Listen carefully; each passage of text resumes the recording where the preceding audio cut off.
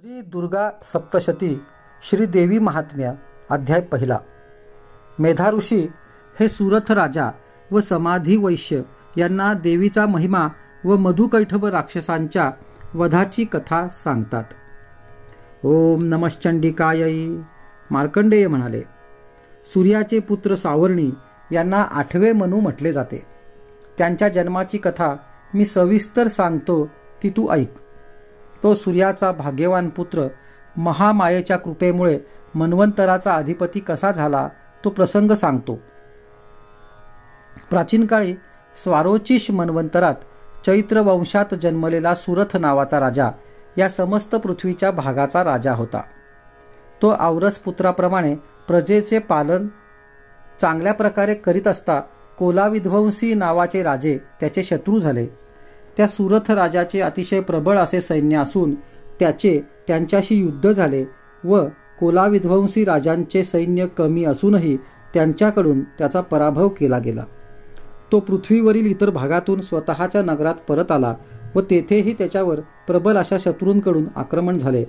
मग त्या दुर्बळ झालेल्या राजाच्या राजधानीतही त्याच्या दुष्ट दुरात्मा व बलिष्ठ अमात्यांनी त्याचे सैन्य व खजिना यांचे अपहरण केले व ते आपल्या ताब्यात घेतले। तेव्हा सत्ताहीन असा तो भूपती एकटाच मृगयेचे निमित्त करून अश्वारूढ होऊन गहन अरण्यात गेला। मेधा नावाच्या श्रेष्ठ विप्राचा आश्रम तेथे त्याने पाहिला। तेथे पशु शांतपणे राहत होते व मुनिव्रती शिष्यांनी त्या आश्रमाला शोभा आली होती। त्या मुनीने त्याचे स्वागत केले।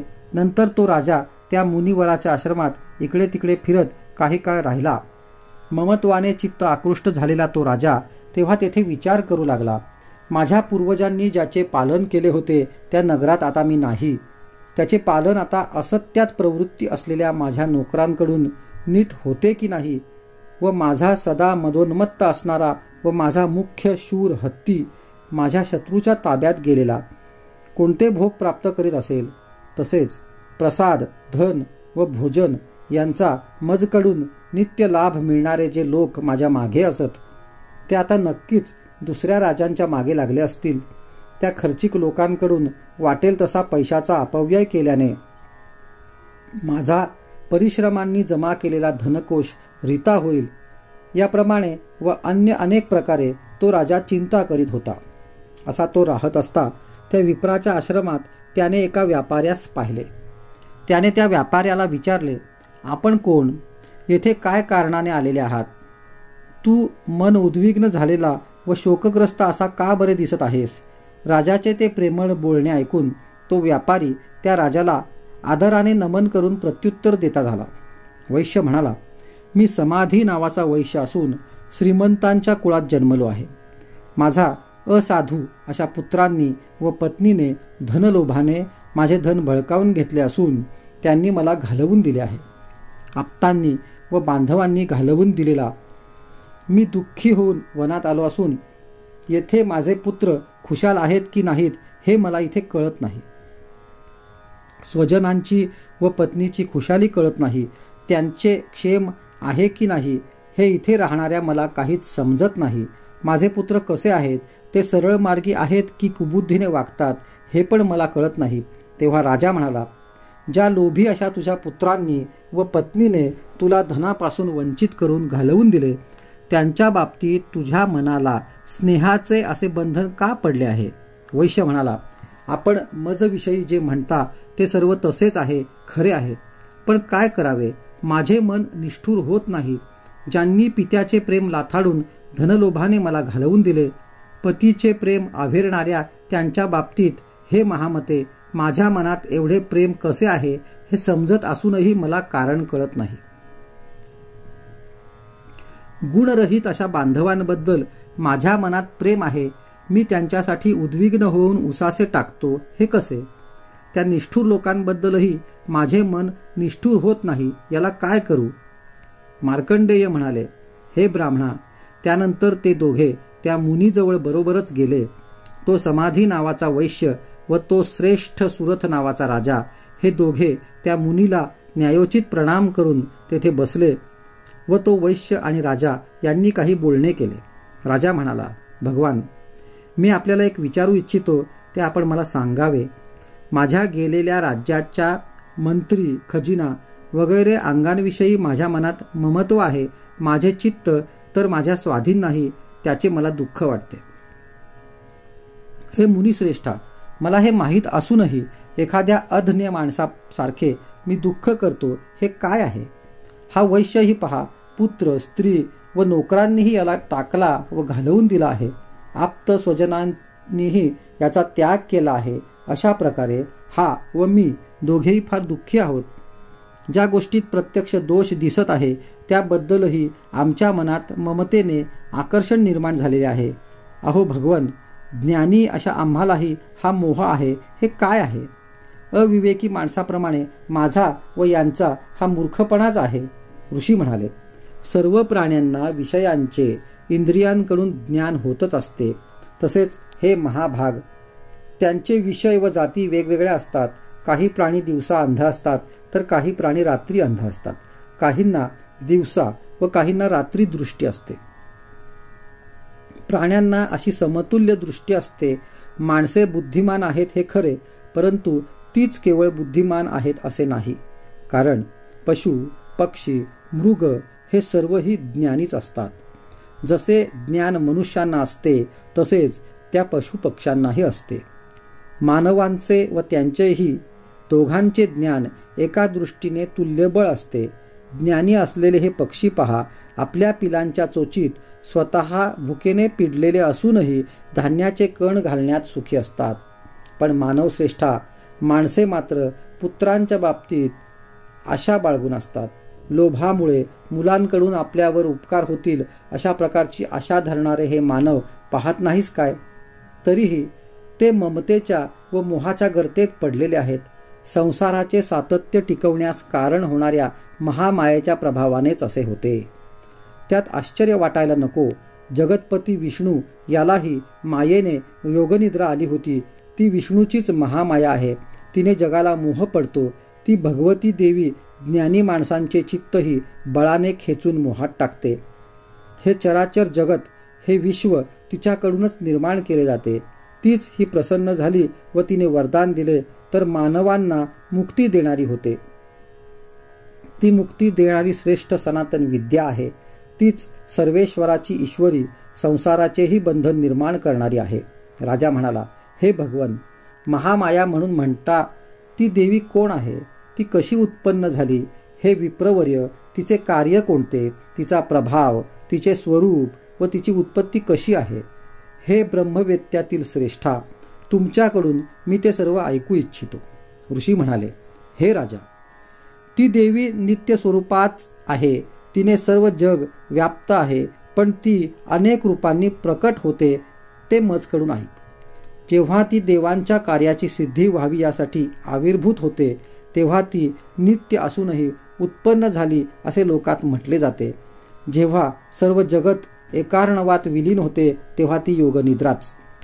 भगवान प्रभू शेषनागाची शय्या करून कल्पांताच्या वेळी घेत होते तेव्हा मधु व कैटब नावांनी प्रख्यात असे दोन भयंकर असुर विष्णूच्या कर्णातील मलापासून उत्पन्न होऊन ब्रह्मदेवाला मारण्यास उद्युक्त झाले. प्रजापती ब्रह्मा विष्णूच्या नाभिकमलात स्थित होता. त्याने ते दोघे उग्र असुर पाहून व जनार्दन विष्णू निद्रिस्त आहेत असे पाहून आपले हृदय एकाग्र करून योगनिद्रेची स्तुती केली. हरीच्या नेत्रात राहत असलेल्या विश्वेश्वरी, जगद्धात्री, स्थिती व संहार या दोन्ही कार्यास कारण अशा तिला विष्णूला जागृत करण्याच्या हेतूने प्रभू विष्णूच्या तेजाची अनुपम शक्तिरूप आहे अशा निद्रारूपी भगवतीची त्याने स्तुती केली. ब्रह्मदेव म्हणाले, हे देवी, तूच स्वाहा, तूच स्वधा, तूच वषटकार आहेस. स्वर हे तुझे निजरूप आहेत. तू नित्य व अक्षर आहेस. ओंकारातील अ, उ, म या 3 मात्रांच्या रूपात तूच स्थित आहेस व विशेषतः जी उच्चारली जात नाही ती अर्धमात्रा आहे, तीतही तूच स्थित आहेस. हे देवी, तूच संध्या, तूच सावित्री, परमश्रेष्ठ जननी आहेस. हे विश्व, हे जगत तूच धारण करतेस. तूच ते उत्पन्न करतेस. याचे पालन तूच करतेस. सदा सर्वदा ते तूच लीन करतेस. निर्माण करताना तू सृष्टीरूप असतेस. पालन करताना तू स्थितीरूप असतेस. तसेच जगदमये या जगताच्या अंती तूच संवृत्ती रूप असतेस. तूच श्रेष्ठ विद्या, महामाया, महान मेधा व महान स्मृती आहेस. तूच महान मोहरूप अशी महादेवी व श्रेष्ठ सुरी आहेस व तूच 3 गुणांचे वैभव असणारी सर्व जगताची प्रकृती आहेस. तूच दारुण कालरूपी महान मोहरूपी रात्री आहेस. व्यक्त त्रिगुणमयी व अव्यक्त माया तूच आहेस. तू श्री, तू ईश्वरी, तू लज्जा, तू बुद्धी, तू बोधरूप लक्षण असलेली अशी आहेस. तू लज्जा, पुष्टी, तुष्टी, शांती, क्षांती असून खड्ग, शूल, गदा, चक्र धारण करणारी घोर स्वरूपा आहेस. शंख, चाप, बाण, भुशुंडी, परीघ ही तुझी आयुधे आहेत. तू सौम्य आहेस. सर्व सौम्य वस्तूंपेक्षा जास्त सौम्य अशी तूच आहेस. तूच अत्यंत सुंदर आहेस. पर व अपर म्हणजेच अदृश्य व दृश्य याही पलीकडील परम सत्ताधारिणी ईश्वरी तूच आहेस. हे अखिलात्मिके, जी काही किंचित कोठेही वस्तू असते ती सत किंवा असत अशी वस्तू, त्या सर्वांची जी शक्ती ती तूच आहेस. तेव्हा त्या तुझे स्तवन कसे शक्य आहे? तू तीच आहेस की जिच्या सत्तेने जो जगाचे निर्माण करतो, तो जगाचे पालन करतो व अंती भक्षण करतो, त्यालाही निद्रेस वश व्हावे लागले. त्या तुझी स्तुती करण्यास येथे या जगात कोण ईश्वर समर्थ आहे? विष्णू, मी व शंकर यांचे शरीर धारण होण्यास तूच कारण आहेस. त्या अर्थी तुझी स्तुती करण्याची कोणाच्या अंगी शक्ती असेल? देवी, अशा प्रकारे स्तुती केलेली तू तुझ्या स्वतःच्या विशाल प्रभावाने दुर्जेय अशा या मधु व कैटभ नामक असुरांना मोहित कर व ह्या जगाचा स्वामी जो अच्युत त्याला लवकर जागृत कर. तसेच हे महान असुर मारण्यासाठी त्याला तूच बुद्धी दे, आज्ञा दे. ऋषी म्हणाले, या प्रकारे ब्रह्मदेवाने स्तुती केलेली ती तामसी देवी मधुकैटभांना मारण्याच्या हेतूने विष्णूला जागृत करण्यासाठी त्याच्या नेत्र, मुख, नाक, बाहू, हृदय व ऊर यातून निघून अव्यक्त आहे, ज्याचे जन्मस्थान अशा ब्रह्मदेवाला दर्शन देती झाले आहे. आणि जगन्नाथ विष्णू तिने मुक्त केल्याने जागा होऊन उठला. तो एकार्णवातील शेषरूपी शय्येवरून उठून त्याने त्या अतिबलवान व पराक्रमी अशा दुष्ट मधुकैटभांना पाहिले. ते रागाने नेत्र लाल झालेले दैत्य ब्रह्मदेवाला खाण्यासाठी उद्युक्त झाले होते. तेव्हा भगवान हरी उठून त्यांच्याशी युद्ध करू लागला. अत्यंत बलशाली, उन्मत्त व महामायेने मोहित झालेले ते 5 सहस्त्र वर्षे युद्ध केल्यावर बाहू हेच ज्याचे आयुध आहे अशा विभूला अर्थात विष्णूला केशवाला म्हणाले की तू आमच्याकडून वर मागून घे. श्री भगवान विष्णू म्हणाले, तुम्ही संतुष्ट असाल तर मजकडून तुमच्या दोघांचाही वध व्हावा. मला आणखी वर कशाला? मी हाच वर मागितला आहे. ऋषी म्हणाले, अशा प्रकारे फसलेल्या त्यांनी सर्व जग तेव्हा जलमय आहे असे पाहून भगवान कमललोचनाला म्हटले, जेथे पृथ्वी जलमय झालेली नसेल तेथे तू आम्हाला मार. ऋषी म्हणाले, ठीक आहे. असे म्हणून शंख, चक्र, गदाधारी अशा भगवंताने स्वतःच्या मांडीवर त्यांची मस्तके चक्राने तोडून टाकली. ही ब्रह्मदेवाने स्तुती केलेली अशी देवी उत्पन्न झाली. या देवीचा प्रभावही पुढे ऐका.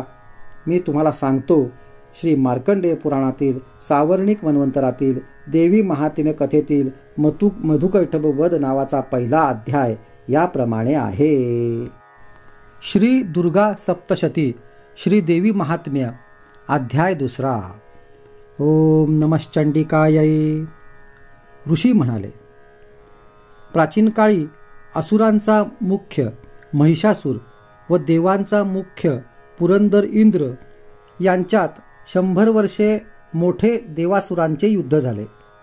त्यात देवांचे सैन्य महावीर अशा असुरांकडून पराजित झाले व तो महिषासूर सर्व देवांना जिंकून स्वतः इंद्र झाला. तेव्हा पराजित झालेले देव पद्मजन्मा प्रजापतीला पुढे घालून जेथे शंकर व गरुडध्वज विष्णू होते तेथे गेले. तसेच त्रिदशांनी जसा महिषासुराचा पराक्रम घडला व देवांचा पराभव झाला तसा त्यांना सविस्तर सांगितला. ते म्हणाले, सूर्य, इंद्र, वायू, चंद्र, यम, वरुण यांचे व अन्य देवांचे अधिकार त्या महिषासुराने स्वतःकडेच घेतले आहेत. त्या दुरात्मा महिषासुराने सर्व देवगणांना स्वर्गातून हाकलून दिले असून ते मर्त्य जीवांप्रमाणे भटकत आहेत. हे त्या देवांच्या शत्रूने केलेले सर्व कृत्य आम्ही तुम्हाला सांगितले आहे. आम्ही तुम्हाला शरण आलो आहोत. त्याच्या वधाचा उपायाचा विचार करावा.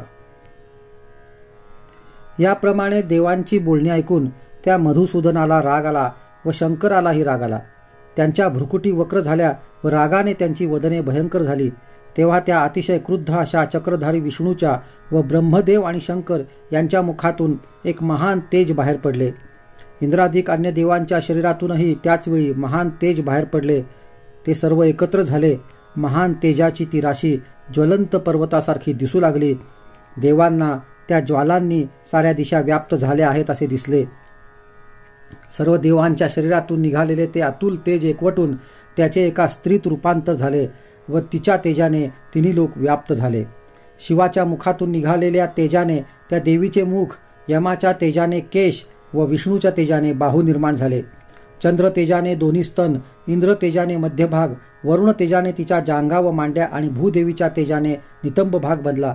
ब्रह्मदेवाच्या तेजाने दोन्ही चरण, सूर्य तेजाने पायांची बोटे निर्माण होऊन वसूंच्या तेजाने हाताची बोटे व कुबेराच्या तेजाने नासिका निर्माण झाली. प्रजापतीच्या तेजाने तिचे दात निर्माण झाले. अग्नीच्या तेजाने तिचे दोन्ही नेत्र निर्माण झाले. दोन्ही संध्यांच्या तेजाने भिवया व वायूच्या तेजाने कान निर्माण झाले. तसेच अन्य देवांच्या तेजांनी त्या कल्याणी देवीची निर्मिती झाली. नंतर सर्व देवांच्या तेजातून तेजोराशीच अशी ती देवी पाहून महिषासुराकडून त्रस्त झालेल्या त्या देवांना आनंद झाला. पिनाक धनुष्य धारण करणाऱ्या शंकराने तिला आपल्या शूलाच्या अंशाचा बनलेला शूल दिला. कृष्णाने स्वतःच्या चक्रातून चक्र निर्माण करून दिले.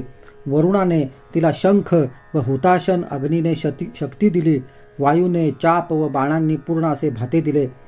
अमरांचा राजा इंद्र याने आपल्या वज्रातून दुसरे वज्र निर्माण करून तिला दिले व ऐरावत गजापासून घंटा दिली. यमाने आपल्या कालदंडातून दंड दिला व वरुणाने पाश दिला. प्रजापतीने अक्षमाला व ब्रह्मदेवाने कमंडलू दिला. सूर्याने तिच्या केसांच्या मुळांशी स्वतःचे किरण दिले. कालाने खड्ग व निर्मल अशी ढाल दिली. क्षीरसागराने हार व जुनी न होणारी वस्त्रे दिली. दिव्य चुडामणी, कुंडले व कडी, शुभ्र अशी चंद्रकोर आणि सर्व बाहूंमधील केयूर दिले. विमल असे नुपूर दिले. तसेच गळ्यातील उत्तम साखळी आणि सर्व बोटात घालण्याच्या रत्नांच्या अंगठ्या दिल्या. विश्वकाने अतिशय निर्मल असा परशु दिला. तसेच अनेक प्रकारची अस्त्रे, अभेद्य असे कवच, छातीवर धारण करण्याची व शीर्षी धारण करण्याची अशा न कोमेजणाऱ्या सदा टवटवीत कमळांच्या माळाही दिल्या. समुद्राने तिला अतिशय सुंदर कमळे दिली. हिमालयाने वाहन म्हणून सिंह दिला व अनेक रत्ने दिली. धनपती कुबेराने मध्य भरलेले पानपात्र दिले. सर्व नागांचा मुख्य शेष याने महारत्नांनी विभूषित असा नागहार पृथ्वीला धारण करणाऱ्या नागाने तिला दिला. तसेच इतरही देवांकडून भूषणांनी व आयुधांनी त्या देवीचा सन्मान केला गेला व ती देवी वारंवार मोठमोठ्याने अट्टहास करीत हसू लागली. तिच्या त्या घोर आवाजाने सारे आकाश दुमदुमून गेले. त्या मोठ्या सर्वव्यापी ध्वनीचा प्रतिध्वनीही मोठा झाला. सर्व त्रैलोक्य घाबरून गेले व समुद्रही क्षुब्ध झाले. पृथ्वी कंपित झाली. सर्व पर्वत डगमगले व त्या सिंहवाहिनी देवीला उद्देशून सर्व देव आनंदाने जय जयकार करू लागले. आत्मरूपाच्या मूर्तीचे असे मुनी विनम्र होऊन तिची स्तुती करू लागले. सर्व त्रैलोक्य क्षुब्ध झालेले पाहून देवांचे शत्रू सैन्य सज्ज करून आयुधे सरसावून एकदम उठाव करून आले व महिषासूर क्रोधाने आ काय हे असे म्हणत देवीचा सिंहनाद उठला होता तिकडे एकूण एक असुरांना वेढलेला असा तो धावला व सर्व त्रैलोक्याला तेजाने व्यापणाऱ्या त्या देवीला त्याने पाहिले. तिच्या चरणांच्या आक्रमणाने भूमी दबत होती व मुकुटाने आकाशात तेजाची रेखा उमटली होती. तसेच ती धनुष्याच्या दोरीच्या आवाजाने सर्व पाताळांना क्षुब्ध करीत होती. आपल्या सहस्त्रावधी हातांनी दाही दिशा व्यापून उभी होती. नंतर त्या देवीशी त्या देवद्वेष्ट्या असुरांचे युद्ध सुरू झाले. त्यावेळी फेकल्या गेलेल्या शस्त्रास्त्रांनी दिगंतर झगझगीत झाले. महिषासुराचा सेनापती चिक्षूर नावाचा मोठा राक्षस युद्ध करू लागला. चतुरंग सेनेसह चामर दैत्य व 60,000 रथांनी युक्त असा उदग्र नावाचा महादैत्य लढू लागला. महाहनू हा 1 कोटी सैन्य घेऊन लढू लागला. असिलोमा हा महादैत्य 5 कोटी रथ घेऊन युद्धाला आला. 60 लक्ष सेना घेऊन बाष्कल नावाचा दैत्य लढू लागला. त्याच्याबरोबर हत्ती व घोडे यांची मोठी सेना घेऊन परिवारित नावाचा असुरही युद्धाला आला. त्याच्याजवळ तर 1 कोटी रथ होते. बिडाल नावाचा असुर 5 कोटी रथ घेऊन लढायला आला. तेथे रथांच्या युद्धात परिवारित युद्धमग्न झाला व इतर राक्षस 10 सहस्त्र रथ, हत्ती व घोडे यांसह लढायला आले. तेथे महान असुर देवीशी रणात लढू लागले. तसेच कोटी कोटी रथ व हत्ती यांसह महिषासूर घोड्यांनी वेढलेला असा युद्धकर्ता झाला.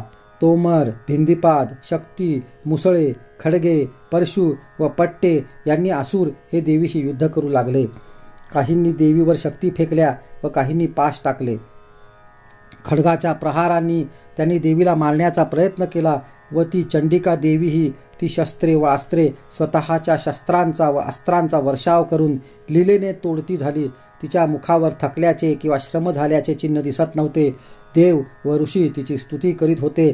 त्या ईश्वरीने असुरांवर अनेक शस्त्रे व अस्त्रे सोडली. तिचे वाहन असणाऱ्या आयाळ पसरलेल्या क्रुद्ध सिंहानेही वनात आगीच्या वणव्याने संचार करावा तसा दैत्यसेनेत संचार केला.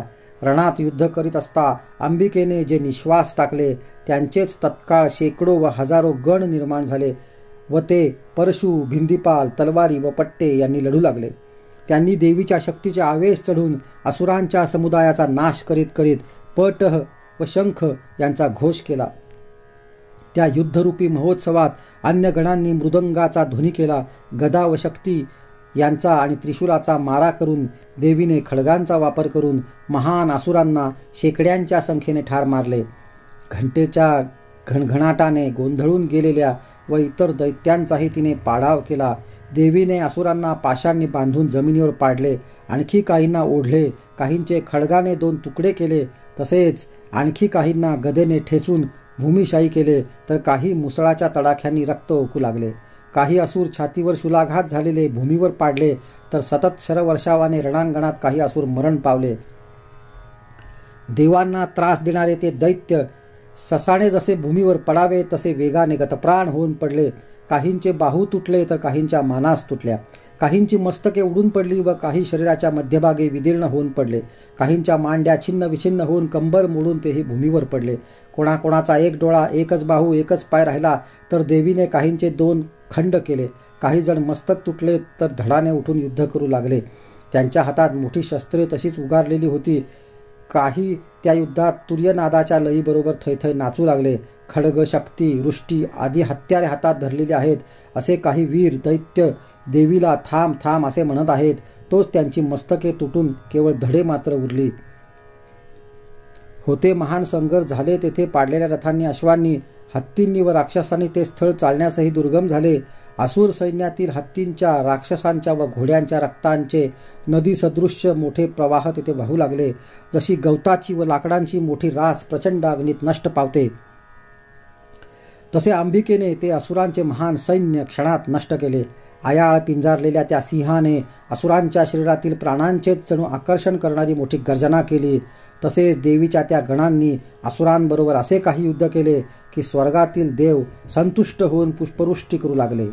अशा प्रकारे मार्कंडेय पुराणातील सावर्णिक मन्वंतराच्या देवी महात्म्य कथेतील महिषासूर वध नावाचा 2रा अध्याय आहे. श्री दुर्गा सप्तशती श्री देवी महात्म्य अध्याय 3. ओम नमश्चंडिकायै. ऋषी म्हणाले, दैत्यांचे सैन्य असे मारले जाताना पाहून सेनापती चिक्षुर रागारागाने देवीजवळ युद्ध करण्यास आला. रणात त्या दैत्याने देवीवर बाणांची वृष्टी केली. ती जणू मेघाने मेरू पर्वताच्या शिखरावर जलवर्षाव करावा तशीच होती. तेव्हा देवीने सहज लीलेने त्याचे बाण तोडून त्याच्या घोड्यांना व सारथ्यालाही ठार मारले. त्याचे धनुष्य तोडले, उंच ध्वज फाडून टाकला. त्याचे शरीर बाणांनी जर्जर केले. तेव्हा ज्याचे धनुष्य तुटले आहे, ज्याचा रथ, घोडे व सारथी नष्ट झाले आहेत, असा तो असुर ढाल व तलवार घेऊन देवीवर धावला. त्याने तीक्ष्ण धारधार तलवारीने सिंहाच्या डोक्यावर वार केला व अतिशय वेगाने देवीच्या डाव्या भुजावरही वार केला. हे प्रिय राजन, पण देवीच्या भुजावर आपटून त्याची तलवारच मोडली. तेव्हा रागाने डोळे लाल झालेला तो शूल हाती घेता झाला. त्या महाअसुराने रविबिंबाने आकाश प्रकाशित व्हावे तसा ज्वलंत असा शूल देवीवर फेकला. तो शूल येत आहे असे पाहून देवीने आपला शूल फेकून त्या शूलाचे शतशः तुकडे केले आणि तो महान असुरही मारला गेला. महिषासुराचा तो सेनापती मेला तेव्हा देवांना त्रास देणारा चामर नावाचा असुर हत्तीवर आरूढ होऊन आला. त्यानेही अत्यंत त्वरेने देवीवर एक शक्ती फेकली, पण देवीने केवळ हुंकारानेच ती शक्ती निष्प्रभ करून भूमीवर पाडली. भग्न झालेली व भूमीवर पडलेली शक्ती पाहून चामराने देवीवर शूल फेकला, पण देवीने बाणांनी त्याचेही तुकडे केले. तेवढ्यात देवीच्या सिंहाने उडी मारली व अंबारीत बसलेल्या चामराने त्याच्या जवळ केवळ आपल्या हातांनी झगडण्यास सुरुवात केली. ते दोघे युद्ध करता करता हत्तीवरून खाली भूमीवर पडले, तरी अतिप्रखर अशा प्रहारांनी त्यांनी अटीतटीने झगडा केला. त्यावेळी सिंहाने एकदम उंच उडी घेतली व हाताच्या एकाच फटक्याने चामराचे मस्तक धडावेगळे केले. त्याचप्रमाणे उदग्र हा राक्षस देवीकडून शिळा व वृक्ष आदींनी मारला गेला व दातांनी आणि बुक्क्यांनी कराल हा असुर मारला गेला. उद्धत या राक्षसाचे तर देवीने गदेचे वारंवार प्रहार करून चूर्ण करून टाकले व बाष्कल असुरास भिंदीपाल शस्त्राने मारले व ताम्र आणि अंधक यांचा वध देवीने बाणांनी केला. त्या त्रिनेत्री परमेश्वरीने उग्रास्य, उग्रवीर्य, महाहनु या राक्षसांनाही त्रिशूलाने मारले. बिडाल नामक असुराचे मस्तक तिने तलवारीने छाटून टाकले आणि दुर्धर व दुर्मुख यांना तिने बाणाने यमयातनांप्रत धाडले. आपल्या सैन्याचा नाश होत असलेला पाहून महिषासूर हा रेड्याच्या रूपाने देवांच्या सर्व गणांना त्रास देऊ लागला. त्याने काहींना धोक्याची धडक देऊन, काहींना खुरांनी, काहींना शेपटीच्या तडाख्यांनी व काहींना शिंगांनी, तर काहींना अंगानेच धक्का देऊन विदीर्ण केले. काहींना धावता धावता, काहींना ओरडून, काहींना फिरवून, काहींना श्वासाच्या जोराने त्याने भूमीवर पाडले. अशा प्रकारे देवीच्या गणांना पाडून तो असुर देवीच्या सिंहाला मारण्यास धावला. तेव्हा देवीला भयंकर क्रोध आला. तो पराक्रमी असुरही क्रोधाने खुरांनी जमीन तुडवीत, शिंगांनी उंच पर्वतही उंचलून फेकू लागला व ओरडू लागला. त्याच्या वेगाने भ्रमण करण्यामुळे भूमी विदीर्ण झाली व त्याच्या शेपटीच्या तडाख्याने समुद्राचे पाणी उसळून भूमी पाण्याखाली जाऊ लागली.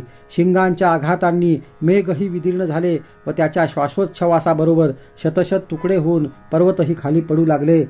असा तो क्रोधाने गर्जना करीत आपल्यावर धावून आलेला महान असुर पाहून चंडिकेला त्याच्या वधाच्या हेतूने अत्यंत क्रोध आला. तिने त्या महान असुरावर पाश टाकून त्याला बद्ध केले, पण त्या महान संग्रात त्यानेही आपले रेड्याचे रूप टाकले. त्याने पटकन सिंहाचे रूप घेतले व त्याचा शिरच्छेद करण्यास देवी सरसावली. तोच त्याचे रूप खड्गधारी माणसासारखे दिसू लागले. तेव्हा त्या पुरुषरूपी असुराला बाणांनी खड्ग व ढाल यांसह छिन्न केले. तोच त्याने मोठ्या हत्तीचे रूप घेतले. त्याने आपल्या सोंडेने महान सिंहाला ओढले व गर्जना केली. तो ओढीत आहे तोच देवीने खड्गाने त्याची सोंड तोडून टाकली. तोच त्या राक्षसाने पुन्हा रेड्याचे रूप घेतले व पूर्वीप्रमाणेच चराचर त्रैलोक्याला तो पीडा देऊ लागला. तेव्हा ती जगन्माता संतप्त झाली. वारंवार पानपात्रातील मधुप्राशन करीत ताम्रवर्ण नेत्रांची ती देवी वारंवार विकट हास्य करू लागली. बल व पराक्रम यांनी उद्धत असा तो असुरही गर्जना करीत आपल्या शिंगांनी चंडिकेवर पर्वत फेकू लागला. ते पर्वतखंड तिने शरवर्षावाने चूर्ण केले व मधुपानाने जिचा मुखराग धुतला गेला आहे व जिचे शब्दही अडखळत येत आहेत अशी ती देवी त्याला म्हणाली. देवी म्हणाली, अरे मूर्खा, मी मधुपान करते तोपर्यंतच तू गर्जना करून घे. मी तुला मारले की देवही अशीच गर्जना लवकरच करतील. ऋषी म्हणाले. असे म्हणून त्या देवीने उडी मारून त्या असुरावर चढाई केली. त्याच्या गळ्यावर पाय रोवून त्याला शूलाने मारले. तो देवीच्या बळाने दबलेला व पायाने चेपलेला राक्षस स्वतःच्या शरीरातून अर्धवट बाहेर पडलेला होता. अशा त्या झगडत झगडत अर्धेच शरीर रेड्याच्या शरीरातून बाहेर येत आहे. अशा राक्षसाचा देवीने खड्गाने शिरच्छेद करून त्याला भूमीवर पाडले. त्याच वेळी हाहाकार करीत त्या दैत्याचे सैन्य नष्ट झाले व सर्व देवगण फार हर्ष पावले. त्या देवीची त्या देवांनी महर्षीसह स्तुती केली. गंधर्वराज गायन करू लागले. अप्सरांचे समुदाय नृत्य करू लागले. असा हा श्री मार्कंडेय पुराणातील सावर्णिक मन्वंतरांतर्गत देवी महात्म्य कथेतील महिषासुरवध नामक 3रा अध्याय आहे. श्री दुर्गा सप्तशती श्री देवी महात्म्य अध्याय 4. ऋषी म्हणाले, अत्यंत पराक्रमी दुष्ट महिषासूर व त्याची सेना देवीकडून मारली गेल्यावर इंद्रादी देवांनी माना व खांदे लववून तिचे सुमधुर वचनांनी स्तवन केले. त्यावेळी त्यांची शरीरे हर्षाने रोमांचित झाली होती. देव म्हणाले, सर्व देवांच्या शक्तीचा समुच्चय हेच जिचे स्वरूप आहे व जिने स्वतःच्या शक्तीनेच सर्व जग व्यापिले आहे, जी सर्व देव आणि ऋषींकडून पूजा करण्यास योग्य आहे, त्या देवीला आम्ही भक्तिपूर्वक नमस्कार करीत आहोत. ती आमचे कल्याण करो. जिच्या अतुलनीय प्रभावाचे व बलाचे वर्णन करण्यास अनंत ब्रह्मा व शंकरही समर्थ नाहीत, ती देवी चंडिका संपूर्ण जगाचे पालन करो व अशुभाचा व भयाचा नाश करणारी बुद्धी धरो. जी तू देवी पुण्यकृत्य करणाऱ्यांच्या घरी लक्ष्मी, पापे करणाऱ्यांच्या घरी दारिद्र्य, बुद्धिमंतांच्या ठिकाणी बुद्धी, सज्जनांची श्रद्धा, कुलजनांची लज्जा आहेस, त्या तुला देवीला आम्ही वंदन करतो. हे देवी, तू विश्वाचे पालन कर. देवी, तुझ्या या अचिंत्य रूपाचे तसेच दैत्यांशी झालेल्या तुझ्या युद्धात त्यांचा नाश करताना प्रकट झालेला तुझा महान पराक्रम आणि युद्धात तू असुर व देव यांच्या गणांसमक्ष दाखविलेले अद्भुत लीलाचरित्र यांचे आम्ही कसे वर्णन करणार. तूच सर्व जगतांचे अधिकारण आहेस. तू त्रिगुणात्मक आहेस, पण त्यांचा दोष तुझ्यात नाही. हरी व हर आदींकडूनही तुझा पार लागत नाही. तूच सर्वांचे आश्रयस्थान आहेस व सर्व जग हे तुझेच अंशभूत आहे. तूच आद्य अशी अविकृत परम प्रकृती आहेस. ज्या तुझ्या उच्चाराने देव यज्ञात तप्त होतात ती स्वाहा आणि पितरांच्या तृप्तीला कारण अशी स्वधा तूच आहेस. म्हणून तुझेच नाम लोक या शब्दांनी घेतात. हे देवी, जी मोक्षप्राप्तीचे साधन आहे, जी अचिंत्य महाव्रताच्या रूपाने असतेस, निष्पाप जितेंद्रिय तत्वालाच सार मानणारे मुमुक्षु मुनिजन जिचे ध्यान करतात, अध्ययन करतात, ती भगवती पराविद्या तूच आहेस. तूच शब्दरूप आहेस. ऋग्वेद, यजुर्वेद, उद्गीथाचे मनोरथ, पाठयुक्त सामवेद यांचा आधार तूच आहेस. तू वेदत्रयीने व ऐश्वर्याने युक्त अशी भगवती आहेस. तूच सर्व जगताचे सर्जन व पालन करण्यासाठी वार्ता रूपाने असतेस व परम दुःखही हरण करणारी तूच आहेस. हे देवी, जिच्यामुळे सर्व शास्त्रांचे ज्ञान सार रूपाने होते, ती मेधा तूच आहेस. दुर्गम भवसागरातून पार नेणारी नौकारूप दुर्गा देवी तूच आहेस. तू लक्ष्मी रूपाने कैटभ शत्रू विष्णूच्या हृदयात निवास करणारी व चंद्रमौली शंकराच्या कडून गौरविलेली गौरीही तूच आहेस. मंद सुहास्य करणाऱ्या तुझे विमल मुख पूर्णचंद्राच्या बिंबाप्रमाणे व सुवर्णा समान कांती असल्यामुळे मनोहर दिसते. तरीही महिषासुराला ते मुख पाहून क्रोध आला व त्याने तुझवर प्रहार केला. हे खरोखर मोठे आश्चर्यच आहे. हे देवी, तेच तुझे मुख तू संतप्त झालीस की उगवत्या चंद्राप्रमाणे तांबूस दिसले व वक्र भिवयांमुळे विक्राळ दिसले, तरीही तत्काळ महिषासुराचे प्राण कसे गेले नाहीत हे तर जास्तच आश्चर्यकारक आहे. देवी, तू प्रसन्न हो. परमात्म स्वरूप अशी तू प्रसन्न झालीस की जगाचा अभ्युदय होतो व तू क्रुद्ध झालीस तर कुळांचा नाश तत्काळ करतेस हे आता समजले आहे. कारण तुझ्या क्रोधानेच महिषासुराचे प्रचंड सैन्य अस्त पावले. नित्य अभ्युदय प्रदान करणारी तू ज्यांच्यावर प्रसन्न होतेस त्यांच्या सर्व देशात सन्मान होतो, त्यांनाच सर्व धन मिळते, त्यांनाच कीर्ती मिळते व त्यांच्याच ठिकाणी विविध धर्मांचा ऱ्हास होत नाही व तेच पुत्र, सेवक व स्त्री यांना सुखी ठेवणारे व धन्य होतात. हे देवी, तुझ्याच कृपेने पुण्यात्मा रोज आदराने सर्व धर्म कर्मे करतो व तुझ्याच प्रसादाने तो स्वर्गात जातो, कारण तूच सर्व लोकात फलप्रदा अशी खरोखर आहेस. हे दुर्गा माते, तुझे स्मरण केल्यास तू सर्व प्राण्यांचे भय हरण करतेस व सुजनांनी स्मरण केल्यास त्यांना अत्यंत शुभ अशी बुद्धी देतेस. सर्वांवर उपकार करण्यासाठी जिचे चित्त नेहमी दयेने आर्द्र असते व जी दारिद्र्य आणि दुःख हरण करते, अशी तुझं वाचून आणखी दुसरी कोण आहे माते. देवी, या राक्षसांच्या मृत्यूमुळे जगाला सुख मिळते व हे राक्षस नरकाची गती प्राप्त करून देणारे पापाचरण करणारे असले तरी तुझ्याशी लढताना मरण पावल्यामुळे त्यांना स्वर्गप्राप्ती व्हावी याच विचाराने तू या शत्रूचा वध करून त्यांना सद्गती देतेस. तू नुसत्या दृष्टीनेच असुरांचे भस्म का करीत नाहीस?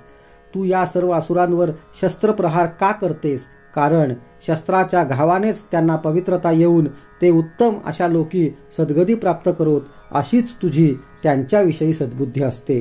तुझ्या खड्गाच्या तेजाने व त्रिशूलाच्या टोकाच्या चकाकीने असुरांचे डोळे दिपून त्यांना अंधत्व आले नाही. कारण त्याच वेळी शीतल मनोहर किरणयुक्त चंद्रासारखे आनंददायक असे तुझे सुंदर मुखमंडल त्यांना दिसत होते. हे देवी, दुराचारी लोकांची दुष्टता दूर करील असे तुझे शील आहे. तुझे रूप अचिंत्य आहे, त्याची अन्य कशाशीही तुलना होणार नाही. तुझे बल एवढे आहे की देवांचा पराभव करणाऱ्या असुरांचाही नाश करून तू त्यांना उत्तम गतीच दिलीस, ही ती त्यांच्यावर दयाच होय. वरदायिनी देवी, तुझ्या या पराक्रमाची कशाशी बरे तुलना होऊ शकेल? एकीकडे शत्रूला भय उत्पन्न करणारे व त्याच वेळी अतिशय सुंदर रूप तुझ्याशिवाय दुसऱ्या कोणाचे आहे? हृदयात कृपा व समरांगणात निष्ठुरता या दोन्ही गोष्टी त्रैलोक्यात केवळ तुझ्या जवळच आहेत. माते, तू शत्रूंचा नाश करून त्रैलोक्याचे रक्षण केले आहेस. शत्रूंनाही रणात वीरगती देऊन त्यांना स्वर्गात पाठविले आहेस व त्या उन्मत्त दैत्यांकडून जो भय आम्हाला उत्पन्न झाले आहे तेही तूच दूर केले आहेस. तुला आमचे नित्य वंदन आहे. हे देवी, तू शूलाने आमचे रक्षण कर, खड्गाने आमचे रक्षण कर, घंटा नादाने आमचे रक्षण कर, धनुष्याच्या दोरीने आवाज करून तू आमचे रक्षण कर. हे चंडिके, तू आमचे पूर्व पश्चिम दक्षिणेकडून रक्षण कर. तसेच हे ईश्वरी, तू तुझा शूल गरागरा फिरवून आमचे उत्तरेकडूनही रक्षण कर. हे देवी, तुझी या त्रैलोक्यात जी सौम्य रूपे आहेत व जी अतिशय भयंकर रूपे आहेत त्यांनी आमचे व भूलोकाचे रक्षण कर. तलवार, शूल, गदा व जी जी अस्त्रे हे अंबिके तुझ्या करपल्लवात आहेत त्यांनी सर्व बाजूंनी आमचे रक्षण कर. ऋषी म्हणाले, या प्रकारे देवांनी देवीची स्तुती केली व जगाला धारण करणाऱ्या ते देवीची गंधलेपन व नंदनवनात उत्पन्न झालेल्या पुष्पांनी पूजा केली. सर्व देवांनी तिला परम भक्तीने धूप ओवाळला व त्यांनी तिला नमन केले. त्यांना ती प्रसन्न वदनाने म्हणाली. देवी म्हणाली, हे सर्व देवांनो, जो तुमचे इष्ट आहे ते वरदान मजकडून मागून घ्या. देव म्हणाले, तू भगवतीने तर सर्व केले आहेस, बाकी काही करावयाचे राहिले नाही. कारण आमचा शत्रू जो महिषासूर त्याला तू मारलेस. हे माहेश्वरी, जर आम्हाला वर देणार असशील तर तुझे वारंवार स्मरण केल्यास तू आमच्या महान आपत्ती नष्ट कर. व या स्तुतीच्या वचनांनी जो मनुष्य हे अमलानने तुझी स्तुती करेल त्याचे धन, वैभव, संपदा, पत्नी आदी सर्व काही व्यवस्थित राहील असे वरदान दे. व हे अंबिके, तू आमच्यावर नित्य कृपा कर व प्रसन्नच रहा.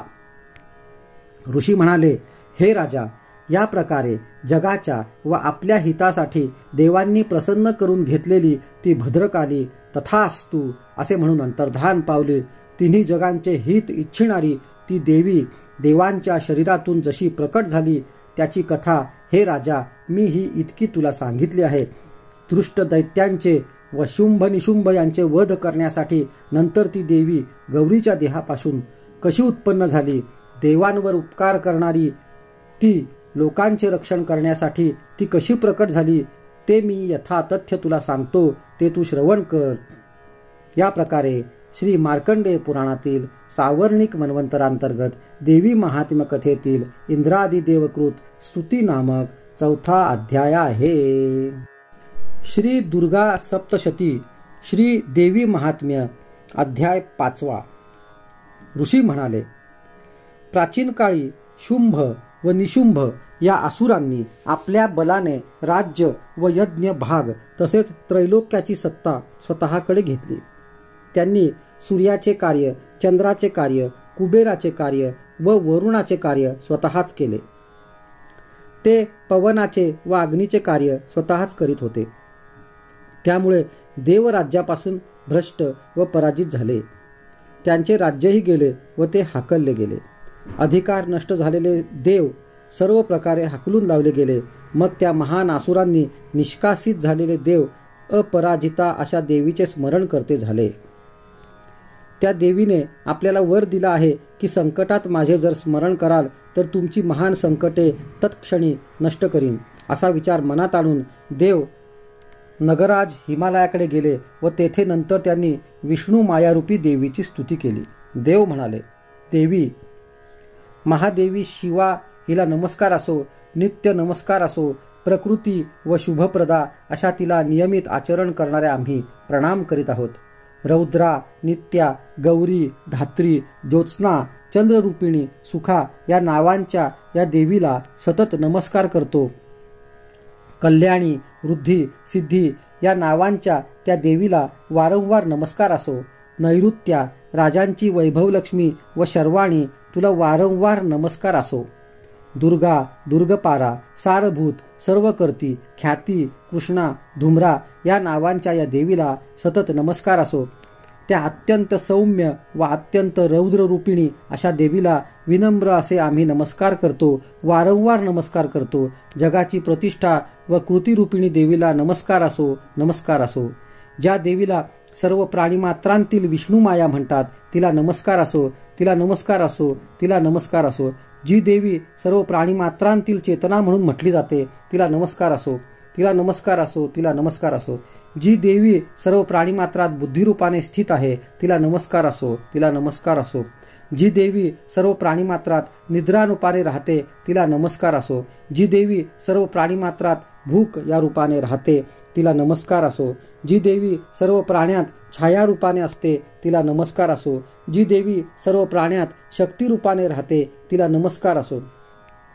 जी देवी सर्व प्राण्यात तृष्णारूपाने राहते तिला नमस्कार असो. जी देवी सर्व प्राणीमात्रांच्या ठिकाणी क्षमावृत्ती रूपाने राहते तिला नमस्कार असो. जी देवी सर्व प्राणीमात्रांच्या ठिकाणी जाती उत्पत्ती रूपाने असते तिला नमस्कार असो.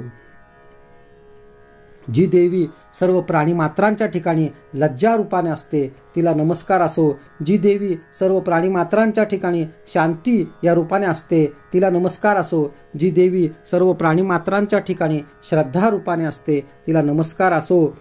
जी देवी सर्व प्राणीमात्रात कांती तेज या रूपात असते तिला नमस्कार असो, तिला नमस्कार असो. जी देवी सर्व प्राणीमात्रांच्या लक्ष्मीच्या रूपात असते तिला नमस्कार असो.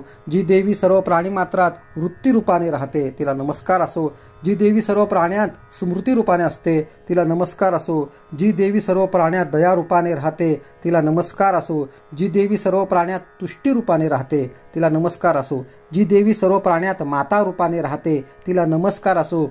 जी देवी सर्व प्राण्यात भ्रांती रूपात राहते तिला नमस्कार असो. इंद्रियांची अधिष्ठान रूपी अशी सर्व प्राणीमात्रात राहणारी व प्राणीमात्रात व्याप्ती देवी म्हणून राहणारी जी देवी तिला नमस्कार असो. चिती रूपाने या सर्व जगभर राहते तिला नमस्कार असो, तिला नमस्कार असो, तिला नमस्कार असो. प्राचीन काळी आपले इष्टकार्य झाले म्हणून देवांनी जिची स्तुती केली व सर्व देवराज इंद्राने अनेक दिवस जिची सेवा केली ती ईश्वरी आमचे मंगल करो व सर्व शुभ गोष्टी आम्हाला देवो. तसेच आमची संकटे ती दूर करो. उन्मत्त दैत्यांकडून पिडले गेलेले आम्ही सर्व देव ज्या परमेश्वरी देवीला यावेळी वंदन करीत आहोत आणि भक्तीने शरीर नत केलेल्यांनी स्मरण केल्यास जी सर्व संकटे तत्क्षणी नष्ट करते त्या देवीने आमचे संकट दूर करावे. ऋषी म्हणाले, राजा ह्याप्रमाणे देव स्तुती वगैरे करीत होते त्यावेळी ती देवी गंगेत स्नान करण्यासाठी आली.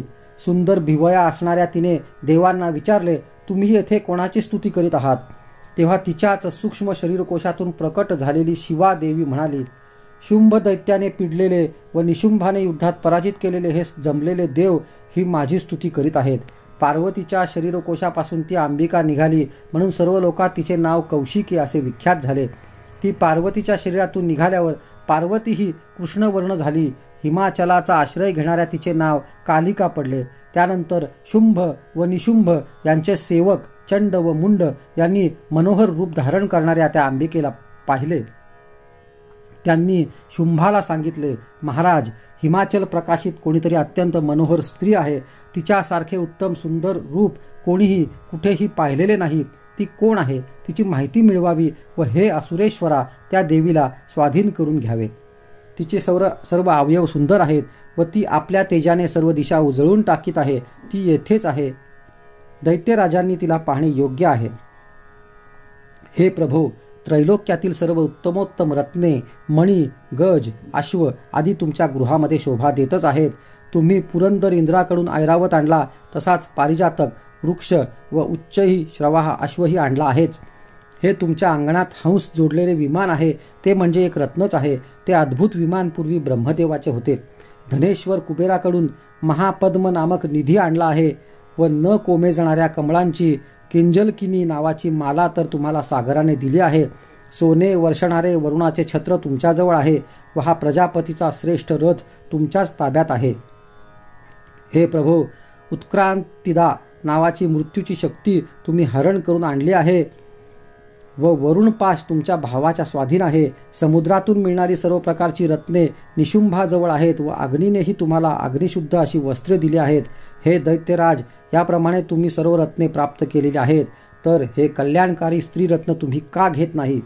ऋषी म्हणाले, चंडमुंडांचे हे बोलणे ऐकून त्या शुंभाने देवीकडे दूत म्हणून सुग्रीव नावाच्या एका महान असुराला पाठविले आणि म्हटले, तू तेथे जाऊन माझ्या सांगण्यावरून असे असे म्हण, काहीही कर, पण ती प्रेमाने येथे येईल असे कार्य लवकर कर. सुंदर अशा पर्वतानिकट जाऊन तो सुग्रीव नामक दूत देवीला मधुर शब्दात कोमल स्वरात म्हणाला. दूत म्हणाला, हे देवी, तिन्ही लोकांवर सत्ता गाजविणारे शुंभ नावाचे जे दैत्येश्वर आहेत त्यांनी मला तुझ्याकडे दूत म्हणून पाठविले आहे व तसा मी इथे आलेलो आहे. त्यांची आज्ञा सर्व देव मानतात. तिचे उल्लंघन कोणीही करीत नाही. दैत्यांच्या सर्व शत्रूंना त्याने जिंकले आहे. तो जे म्हणेल ते तू ऐक. सर्व त्रैलोक्य माझ्या अधिकारात आहे. देवही माझ्या अधीन आहेत. सर्व यज्ञांचे वेगवेगळे आविर्भाव मीच घेतो. त्रैलोक्यातील सर्व श्रेष्ठ अशी रत्ने, उत्तम वस्तू माझ्याच स्वाधीन आहेत. तसेच देवेंद्राचे वाहन जो ऐरावत गज तोही मी राहून घेतला आहे. क्षीरसागरातून उत्पन्न झालेला उच्चैश्रवा हा अश्वही देवांनी मला नमनपूर्वक अर्पण केला आहे. तसेच हे शोभने, देव, गंधर्व व नागलोकात जी जी रत्नासमान श्रेष्ठ वस्तू आहे ती ती मजपाशीच आहे. हे देवी, तू जगातील स्त्रीरत्न आहेस असे आम्ही मानतो, म्हणून तू आमच्याकडे ये, कारण आम्हीच रत्नांचे भोक्ते आहोत. हे चंचल नेत्र कटाक्षवती देवी, तू रत्नच आहेस, म्हणून तू मला वर किंवा माझ्या पराक्रमी बंधू निशुंभ याकडे ये. माझा स्वीकार करशील तर तू अतुल ऐश्वर्य प्राप्त करशील. या बुद्धीने नीट विचार करून माझ्यापाशी विवाह कर. ऋषी म्हणाले, जी भगवती दुर्गा शुभप्रदा असून सर्व जगताला धारण करते, ती याप्रमाणे सर्व बोललेले ऐकून मनातल्या मनात हसून म्हणाली. देवी म्हणाली, शुंभ हा त्रैलोक्याचा अधिपती आहे व निशुंभही त्यासारखाच आहे. हे जे तू म्हणालास ते खरेच आहे. तू काहीही असत्य बोलला नाहीस. पण मी जी प्रतिज्ञा केली आहे ती खोटी कशी करावी? मी पूर्वी अल्पमतीने एक प्रतिज्ञा केली आहे, ती ऐक. जो युद्धात मला जिंकील, माझी मस्ती जिरविल, जो या जगात माझ्या इतकाच बलिष्ठ असेल तोच माझा भर्ता होईल. तेव्हा महाअसुर शुंभ व निशुंभ येथे येऊ देत. मला जिंकून घेऊन माझे पाणीग्रहण करू देत. विलंब कशाला? दूत म्हणाला, देवी, तू घमेंड करतेस. माझ्यासमोर तू अशी भाषा करू नकोस. या त्रैलोक्यात कोण वीर पुरुष आहे की जो शुंभ निशुंभांशी युद्ध करू टाकेल? अन्य दैत्यांसमोरही जगात सर्व देव टिकून राहू शकत नाहीत. तिथे तू तर काय एकटी स्त्री आहेस. ज्या शुंभादी दैत्यांसमोर इंद्रादी देव सुद्धा युद्धात टिकले नाहीत, त्यांच्यासमोर तू स्त्री काय सामना करणार? तेव्हा मी सांगतो त्याप्रमाणे तू शुंभ निशुंभांकडे जा. केश पकडून तुला फरफटत तुझा गौरव नष्ट होऊन तू जाऊ नयेस.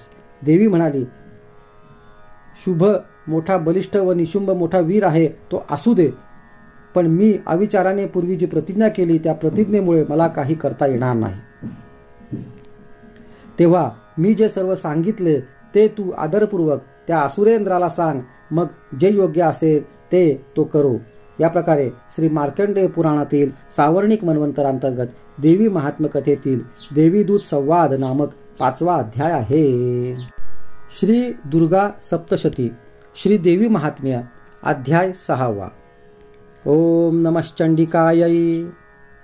ऋषी म्हणाले, देवीचे बोलणे ऐकून दूताला फार राग आला आणि त्याने दैत्य राजाकडे जाऊन सर्व वृत्तांत त्याला सविस्तर सांगितला. त्या दूताचे सांगणे ऐकून दैत्यराज संतप्त झाला आणि दैत्यांचा सेनापती धूम्रलोचन याला तो म्हणाला, हे धूम्रलोचना, तू स्वतःचे सैन्य घेऊन त्या दुष्ट स्त्रीला तिचे केस खेचून ती विव्हळ झाली असताही बळाने येथे घेऊन ये. तिचा जीव वाचविण्यासाठी जरी कोणी अन्य वीर देव, यक्ष किंवा गंधर्व उठला तरी त्यालाही मारून टाकावे. ऋषी म्हणाले, तो धूम्रलोचन 60,000 सैन्य घेऊन त्वरेने तिचकडे निघाला. हिमालयात राहत असलेल्या तिला पाहून तो मोठ्याने म्हणाला, शुंभ निशुंभ यांच्या स्थानी लवकर जा. जर तू प्रसन्न मनाने माझ्या स्वामीकडे आली नाहीस तर मी तुला केस पकडून बळाने ओढत नाही. देवी म्हणाली, तुला दैत्यराजाने पाठविले आहे. तू ही मोठा बलवान आहेस. तू जर मला बळाने नेणार असलास तर मी काय करणार. ऋषी म्हणाले, तिने त्याला असे म्हटल्यावर तो असुर धूम्रलोचन तिच्यावर धावून गेला. तेव्हा नुसत्या हुंकारानेच अंबिकेने त्याचे भस्म करून टाकले. त्यानंतर असुरांच्या संतप्त सैन्यावर अंबिकेने बाणांचा, शक्तींचा व परशूंचा जणू पाऊसच पाडला. देवीचा वाहन असा सिंह आयाळ पिंजारून क्रोधाने प्रचंड गर्जना करून असुरांच्या सेनेवर तुटून पडला. त्याने काही दैत्यांना पंजाच्या फटक्याने व काहींना जबड्याने आक्रमण करून आपल्या खालच्या दातांनी महान असुरांना ठार मारले. काहींची पोटे त्या सिंहाने नखांनी फाडली. काहींची मस्तके त्याने पंजाच्या तडाख्याने तोडून टाकली. त्याने काहींचे बाहू व काहींची मस्तके तोडली. तो पिंजारलेल्या आयाळीचा सिंह काहींच्या अंगातून रक्त घटाघटा प्यायला. देवीचे वाहन असणाऱ्या त्या सिंहाने अत्यंत रागाने त्या सैन्याचा लवकरच नाश करून टाकला. देवीने धूम्रलोचनाला मारले व देवीच्या सिंहाने आपले सैन्य पूर्ण नष्ट केले.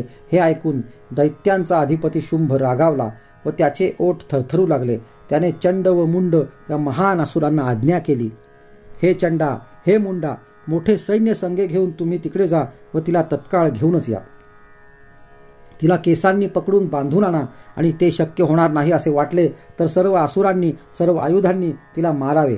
त्या दुष्टेला मारले व सिंहाला नष्ट केले की त्या अंबिकेला लवकर बांधून घेऊन या. अशा प्रकारे श्री मार्कंडेय पुराणातील सावर्णिक मन्वंतरांतर्गत देवी महात्म्याच्या कथेतील शुंभ निशुंभ सेनापती धूम्रलोचनाचा वध नावाचा 6वा अध्याय आहे. श्री दुर्गा सप्तशती श्री देवी महात्म्य अध्याय 7वा. ओम नमश्चंडिकायै.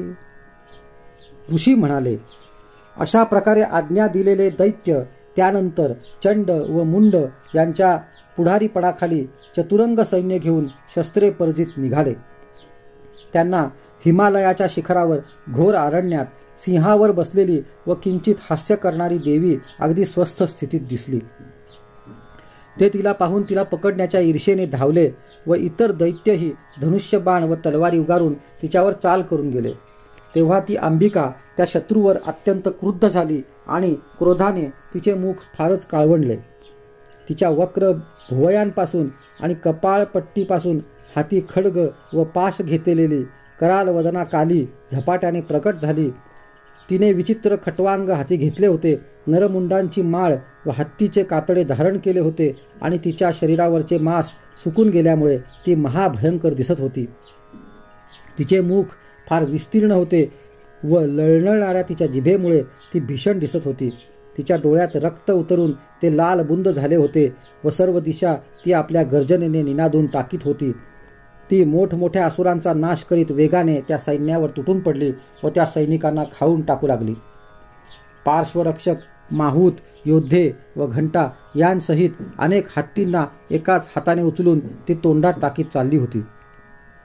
तसेच रथ व घोडे, सारथी यांसह योद्ध्यांना ती तोंडात टाकून दातांनी भयान रीतीने चूर्ण करून टाकीत होती. एकाला तिने केसांनी पकडले, दुसऱ्याला मानगूट पकडून उचलले, अन्य असुरांना पायाखाली तुडविले तर कोणाला छातीची धडक देऊन पाडले.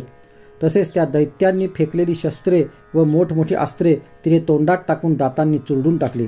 दुष्ट अशा त्या बलिष्ठ असुरांचे ते सैन्य तिने भार भरडून टाकले. काहींना तिने ताडण केले, काही खड्गाने मारले गेले, काहींना खटवांगांचे तडाखे बसले तर काही असुर तिच्या टोकदार दातांनी घायाळ होऊन नाश पावले. ते असुरांचे सैन्य थोड्याच वेळात नष्ट झाले, पाडले गेले. तेव्हा ते पाहून त्या अत्यंत भयंकर अशा कालीवर चंड एकदम धावून गेला त्या महान चंडाने भयंकर नेत्रांच्या त्या देवीला बाणांच्या व मुंडांनी हजारो चक्रे फेकून अगदी झाकून टाकले. ती अनेक चक्रे त्या देवीच्या मुखात गडप होऊ लागली. सूर्याची अनेक बिंबे जणू एखाद्या काळ्या मेघात लुप्त व्हावीत तशी ती चक्रे दिसू लागली. तेव्हा भयंकर नाद करणारी, भयंकर दिसणाऱ्या दातांनी उज्ज्वल दिसणारी, विकराळ तोंडांची ती काली अतिरोषाने अट्टहास करू लागली. मोठे खड्ग उचलून हंकार करू लागली. देवी चंडावर धावली आणि त्याचे केस पकडून खड्गाने त्याचा तिने शिरच्छेद केला. चंडाचा निप्पात झाला असे पाहून मुंड तिच्यावर धावला, पण तिने रागाने खड्गाचा प्रहार करून त्यालाही धराशायी केले. चंड पडला व महापराक्रमी मुंडही पडला हे पाहून उरलेले असुर सैन्य भयाने थरकाप होऊन सर्व दिशांना पळून गेले. कालीने चंडाचे व मुंडाचे मस्तक घेऊन प्रचंड हास्य करीत चंडिकेपाशी जाऊन म्हटले, चंड व मुंड हे महापशूच मी युद्धरूपी यज्ञात बळी देऊन तुझसाठी उपहार आणले आहेत. आता शुंभ निशुंभ यांना तू स्वतःच मारशील. ऋषी म्हणाले. ते चंड व मुंड नामक मोठे असुर कालीने मारून आणलेले पाहून कल्याणकर्ती चंडिका कालीला गोड शब्दात म्हणाली, ज्या अर्थी चंड व मुंड यांना घेऊन तू इथे आली आहेस त्या अर्थी तू हे देवी लोकांमध्ये चामुंडा म्हणून प्रख्यात होशील. अशा प्रकारे श्री मार्कंडेय पुराणातील सावर्णिक मन्वंतरांतर्गत देवी महात्म्य कथेतील चंडमुंडवध नावाचा 7वा अध्याय आहे. श्री दुर्गा सप्तशती श्री देवी महात्म्य अध्याय 8. ओम नमश्चंडिकायै. ऋषी म्हणाले, चंड मुंड यांना मारल्यावर व पुष्कळ सैन्याचा नाश झाल्यावर असुरेश्वर शुंभ प्रतापी असून क्रोधाने चित्त अस्वस्थ झालेला असा दैत्यांच्या सर्व सैन्यांना पराक्रम करण्याची आज्ञा देता झाला. आता 86 दैत्य सेनापती आयुधे परजून सैन्यासह युद्धाला जाऊ द्या. कंबू नामक 84 दैत्य सेनापतीही आपले सैन्य घेऊन युद्धाला जावोत. कोटीवीर्य जातीचे 50 दैत्य, धौम्र जातीची 100 कुळे युद्धासाठी जाऊ द्या अशी माझी आज्ञा आहे. कालक, दौर्हद, मौर्य, कालकेय असे असुर माझ्या आज्ञेने युद्धाला सज्ज होऊन तत्काळ जाऊ द्या. ज्याचे शासन कडक असा तो शुंभ याप्रमाणे आज्ञा देऊन अनेक हजार सैनिकांसह युद्धाला निघाला. त्याचे अतिभयानक असे सैन्य येताना पाहून त्या चंडिकेने धनुष्याच्या दोरीने टणत्काराने धरणी व अंतरिक्ष हे दोन्ही भरून टाकले. हे राजा, तिच्या सिंहाने मोठी गर्जना केली व त्या गर्जनेला जोड म्हणून अंबिकेने मोठा घंटानाद केला. धनुष्याच्या दोरीचा आवाज, सिंह गर्जना व घंटानाद यांनी दशदिशा दुमदुमवीत कालीने तोंड पसरून भयंकर मोठा नाद केला. तो नाद ऐकून 4 दिशांनी दैत्याच्या सैनिकांनी देवीला, सिंहाला व कालीला मोठ्या क्रोधाने घेराव घातला. हे राजा, त्याचवेळी देवांच्या शत्रूचा नाश करण्यासाठी देव आणि सिंह यांच्या हितासाठी अत्यंत शक्तिशाली अशा ब्रह्मा, शिव, गुह, विष्णू व इंद्र यांच्या शक्ती त्यांचीच रूपे घेऊन त्यांच्या शरीरातून निघून चंडिकेकडे गेल्या. ज्या देवाचे जे रूप आहे, जशी भूषणे व वाहन असते तसेच त्याची शक्ती होती, ती असुरांशी युद्ध करण्यासाठी आली. ब्रह्मदेवाची हंसयुक्त विमानावर आरूढ होऊन अक्षमाला, सूत्र, कमंडलू धारण करणारी अशी शक्ती आली, तिला ब्रह्माणी म्हणतात. वृषभारूढ श्रेष्ठ त्रिशूळ धारण करणारी, मोठे सापाचे वेटोळे धारण करणारी व चंद्रकोर रूपी भूषण असलेली अशी शंकराची माहेश्वरी शक्ती आली. गुहाच्याच रूपाची मोरावर बसलेली, हातात शक्ती धारण करणारी कौमारी दैत्यांशी लढण्यासाठी आली. तसेच शंख, चक्र, गदा, शारंग, धनुष्य व खड्ग हातात धारण करणारी वैष्णवी शक्ती गरुडावर बसून आली. हरीची यज्ञ वराहाचे अतुल रूप धारण केलेली वराह देह धारण करणारी वाराही शक्तीही तेथे आली. नृसिंहासारखेच शरीर असणारी नारसिंही शक्तीही आपल्या इतस्ततः हलणाऱ्या केसांनी नक्षत्रांचे समुदाय स्थान भ्रष्ट करीत तेथे आली. इंद्राची ऐंद्री शक्तीही इंद्राप्रमाणेच दिसणारी 1000 नेत्र असणारी ऐरावतावर बसून हातात वज्र धारण करून तेथे रणात आली. त्यावेळी त्या देवांच्या शक्तींनी भोवताली वेष्टीत असा ईशान म्हणजेच शिव चंडिकेला म्हणाला, आता लवकर असुराला ठार कर म्हणजे मला आनंद होईल. तेव्हा देवीच्या शरीरातून अत्यंत उग्र व भयानक चंडिका शक्ती प्रकट झाली व ती शेकडो कोल्हिणींसारखा भयानक आवाज करू लागली. त्या विजयशालिनी देवीने धूम्रवर्ण जटा धारण करणाऱ्या शंकराला म्हटले की हे भगवन, आपण शुंभ व निशुंभ यांच्याकडे दूत म्हणून जा. अत्यंत गर्विष्ठ अशा शुंभ निशुंभांना व तेथे युद्धासाठी आलेल्या अन्य दानवांना असा संदेश द्या, जर तुम्हाला जिवंत राहण्याची इच्छा असली तर तुम्ही पाताळात जा. इंद्राला त्रैलोक्याचे राज्य व देवांना हविर्भाग पुन्हा मिळाला पाहिजे. गर्वाने तुम्हाला युद्धच करण्याची इच्छा असली तर या. माझ्या योगिनी तुमच्या मासाने तृप्त होऊ देत. देवीने स्वतः शिवाला दूतकार्य करण्यास नेमले होते, म्हणून ती देवी लोकात शिवदूती या नावाने प्रसिद्ध झाली. ते असुरही शंकराने सांगितलेले देवीचे सांगणे ऐकून रागाने बेभान होऊन ती कात्यायनी देवी जेथे होती तेथे गेले आणि ते देवांचे शत्रू लगेच बाण, शक्ती, वृष्टी यांचा मोल क्रोधाने व उद्धटपणे देवीवर वर्षाव करू लागले. धनुष्याचा टणत्कार करीत मोठमोठे बाण सोडून त्या देवीने त्यांचे बाण, शूल, शक्ती, परशु आदी सर्व तोडून टाकले. तिच्याच पुढे काली असुरांना शूलाने विदीर्ण करीत खटवांगाने चुराळा करीत रणात संचार करू लागली. ब्रह्माणीने तर जेथे जेथे असुर धावत होते तेथे जाऊन त्या असुरांवर आपल्या कमंडलूतील जल फेकून त्यांना गलित गात्र हतवीर्य केले. माहेश्वरीने दैत्यांना त्रिशूलाने, वैष्णवीने आपल्या चक्राने, समारीने अत्यंत रागाने शक्ती मारून मारले. इंद्राच्या शक्तिरूप ऐंद्रीच्या हातातील वज्राच्या तडाख्याने दैत्य व दानव हजारोंच्या संख्येने विदीर्ण होऊन रक्ताचे पाट वाहत आहेत असे पृथ्वीवर पडले. वाराही मूर्तीच्या मुसंडीने विध्वस्त झालेले, दंष्ट्रांनी छाती विद्ध झालेले व चक्राने विदीर्ण झालेले दैत्य रणात पडले. आवाजाने दिशा व आकाश भरून टाकीत नारसिंही देवीने नखांनी व असुरांना उरबाडीत खाऊन टाकणारी अशी भयंकर दिसणारी रणात संचार करू लागली. शिवदूतीने दूषित केलेले प्रचंड हास्याने घाबरलेले अनेक असुर भूमीवर पतन पावले व त्यांना तिने लगेच खाऊन टाकले. मातृगणांनी अशा प्रकारे मोठमोठ्या असुरांना मर्दन केलेले दिसले व अनेक उपायांच्या प्रभावाने असुरांचे सैनिक नष्ट झाले.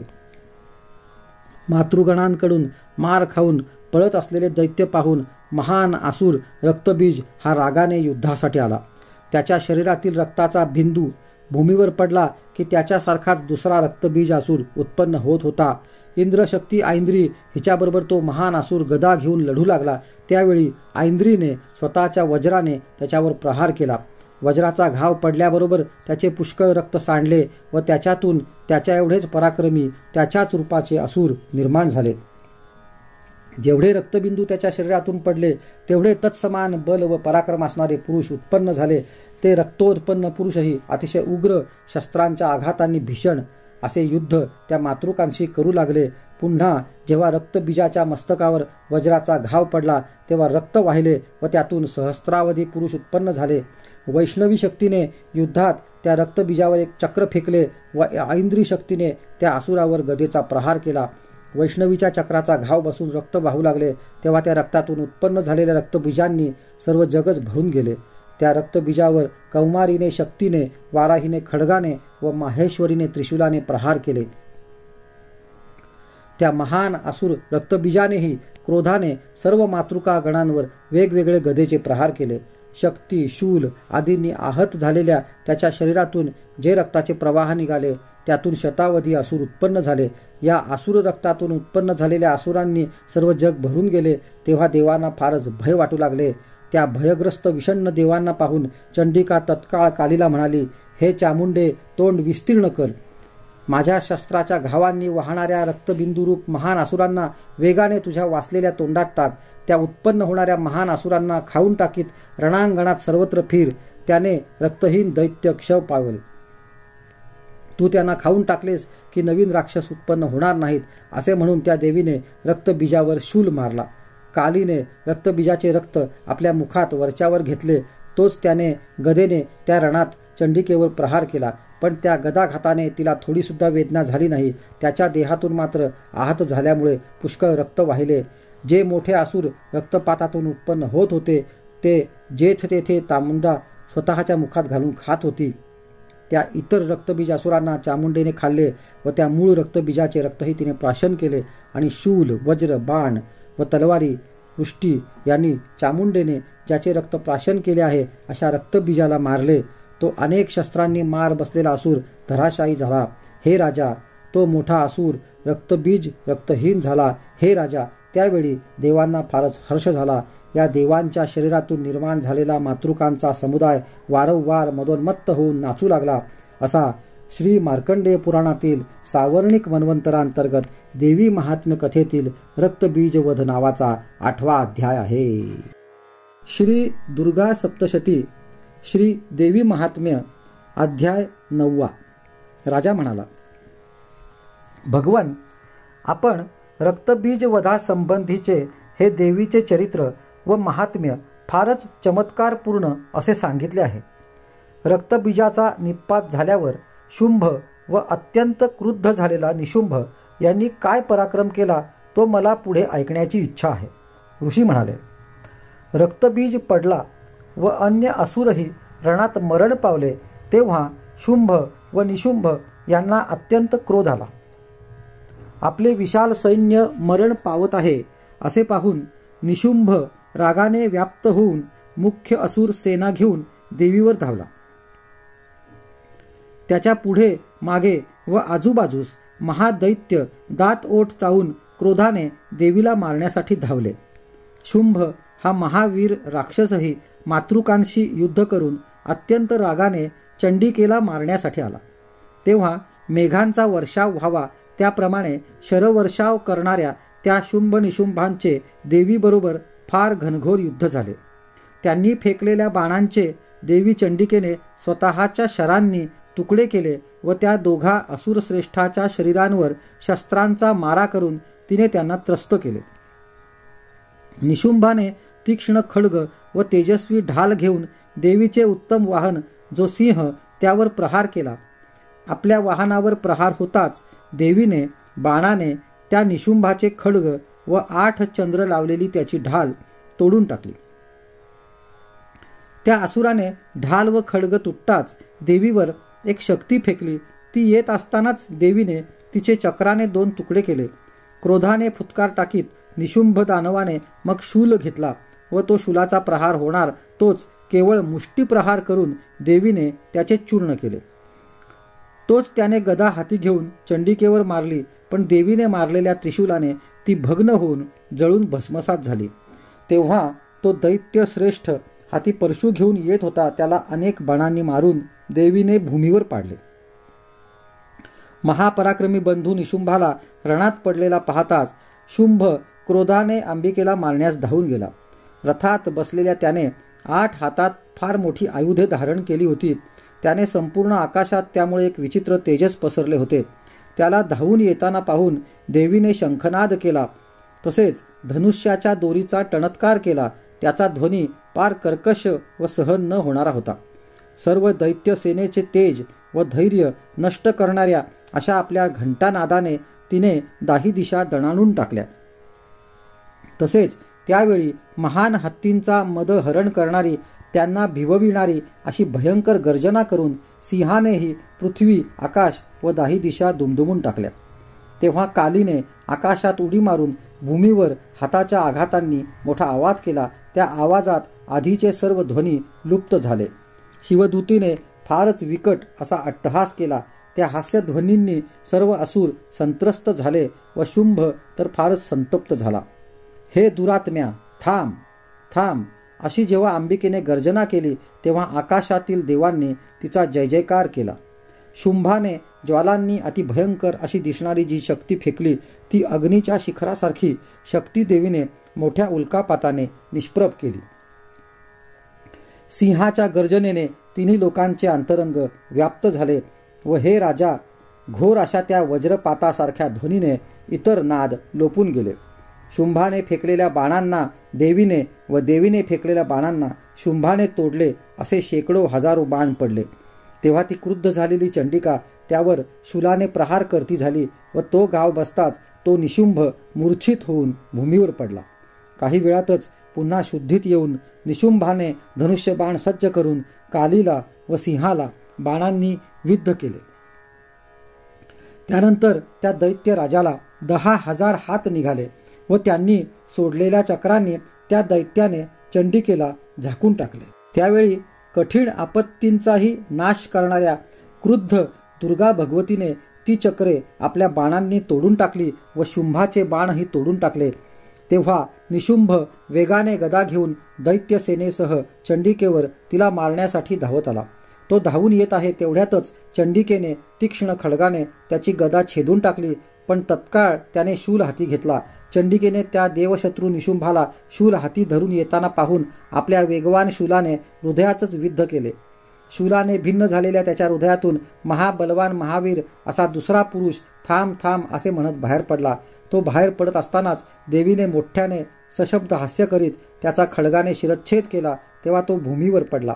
त्यावेळी आपल्या दातांनी सिंह दैत्यांच्या माना तोडून त्यांना खाऊ लागला व काली शिवदूतीने अन्य राक्षसांना सुद्धा खाऊन टाकले. कौमारी शक्तीने भग्न झालेले महान असे काही असुर नष्ट झाले, तर ब्रह्माणीच्या मंत्रपूत जलाने अन्य दैत्य पराभूत झाले. माहेश्वरीच्या त्रिशूलाने आणखी इतर दैत्य छिन्न होऊन पडले, तर वाराहीच्या मस्तकाच्या धडकांनी कित्येक दैत्य चुराडा होऊन भूमीवर पडले. वैष्णवी शक्तीने दानवांचे आपल्या चक्राने तुकडे तुकडे केले, तसेच अनेक इतर दैत्य ऐंद्रीच्या हातच्या वज्राने तुकडे होऊन पडले. काही असुर नाश पावले, काही पळून जाताना मरण पावले, तर इतर दैत्य काली, शिवदूती व सिंह यांनी मिळून खाऊन टाकले. अशा प्रकारे श्री मार्कंडेय पुराणातील सावर्णिक मन्वंतरांतर्गत देवी महात्म्य कथेतील निशुंभवध नावाचा 9वा अध्याय आहे. श्री दुर्गा सप्तशती श्री देवी महात्म्य अध्याय 10वा. ओम नमश्चंडिकायै. ऋषी म्हणाले, आपला प्राणप्रिय बंधू निशुंभ मेला व आपली सेनाही मारली जात आहे असे पाहून क्रुद्ध झालेला शुंभ म्हणाला, हे बलाने उन्मत्त झालेल्या दुर्गे, तू उगाच गर्व करू नकोस. स्वतःला मोठी मानतेस, पण इतर देवींच्या बळाच्या आधारावरच युद्ध करतेस. देवी म्हणाली, मी तर या जगात एकटीच आहे. माझ्याहून अन्य कोण आहे? या तर माझ्याच विभूती आहेत. दुष्टा, त्या बघ, माझ्याच शरीरात शिरत आहेत. तेव्हा ब्रह्माणी प्रमुख अशा त्या सर्व देवी तिच्या शरीरात गेल्या व तेव्हा एकटीच अंबिका देवी राहिली. देवी म्हणाली, मी अनेक विभूतींनी इथे होते. ती रूपे मी आवरून घेतली. मी आता रणात एकटीच आहे. तू आता टिकून राहा. ऋषी म्हणाले, त्यानंतर सर्व देव व असुर पाहत असताना देवी व शुंभ या दोघांचे दारुण युद्ध सुरू झाले. सर्व लोकांना भय वाटेल असे त्या दोघांचे शरवर्षावाने शस्त्रांनी व दारुण अस्त्रांनी पुनश्च युद्ध सुरू झाले. जी शेकडो अस्त्रे त्यावेळी अंबिकेने सोडली, ती प्रतिहत्यारे वापरून त्या श्रेष्ठ दैत्याने मोडून टाकली. त्यानेही जी दिव्य अस्त्रे फेकली ती देवीने उग्र हुंकार करून व इतर साधनांनी सहजच मोडून टाकली. तेव्हा त्या असुराने देवीला 100 बाणांनी आच्छादून टाकले व त्याच्यावर क्रुद्ध झालेल्या देवीने बाणांनी त्याचे धनुष्यच मोडून टाकले. धनुष्य मोडताच दैत्यराजाने शक्ती घेतली, तेव्हा त्याच्या हातातच ती शक्ती देवीने चक्राने तोडली. तेव्हा तो दैत्यांचा सत्ताधिकारी 100 चंद्र लावलेली ढाल व खड्ग घेऊन देवीवर धावला. त्याच्या खड्गाचा आघात होण्याआधीच चंडिकेने आपल्या धनुष्यातून फेकलेल्या तीक्ष्ण बाणांनी ते खड्ग व सूर्यकिरणांप्रमाणे तेजस्वी असलेल्या ढालीचे तुकडे केले. तेव्हा अश्व, धनुष्य व सारथी नष्ट झालेल्या त्या दैत्याने अंबिकेला मारण्यासाठी उद्युक्त होऊन भयंकर मुदगर हातात घेतला. देवीने त्याचा मुदगर अंगावर पडत असतानाच तीक्ष्ण शरांनी तोडला. तेव्हा मूठ उगारून तो अत्यंत वेगाने तिच्यावर धावून आला. देवीच्या हृदयस्थानावर त्या दैत्यश्रेष्ठाने मुष्टीप्रहार केला, पण देवीनेही त्याच्या छातीवर लाथ मारली. लाथेने मारलेला तो दैत्यराज जमिनीवर पडला, पण लगेच तो पुनश्च उठला. त्याने एकदम देवीला उचलून आकाशात उड्डाण केले, पण तेथे अधांतरी सुद्धा चंडिकेने त्याच्याशी युद्ध केले. तेव्हा आकाशात तो दैत्य व चंडिका यांनी सिद्ध व मुनिजन यांना आश्चर्य वाटेल असे युद्ध केले. त्यानंतर त्याच्याशी पुष्कळ वेळ युद्ध करून देवीने त्याला उचलून गरागरा फिरविले व धरणीवर फेकले.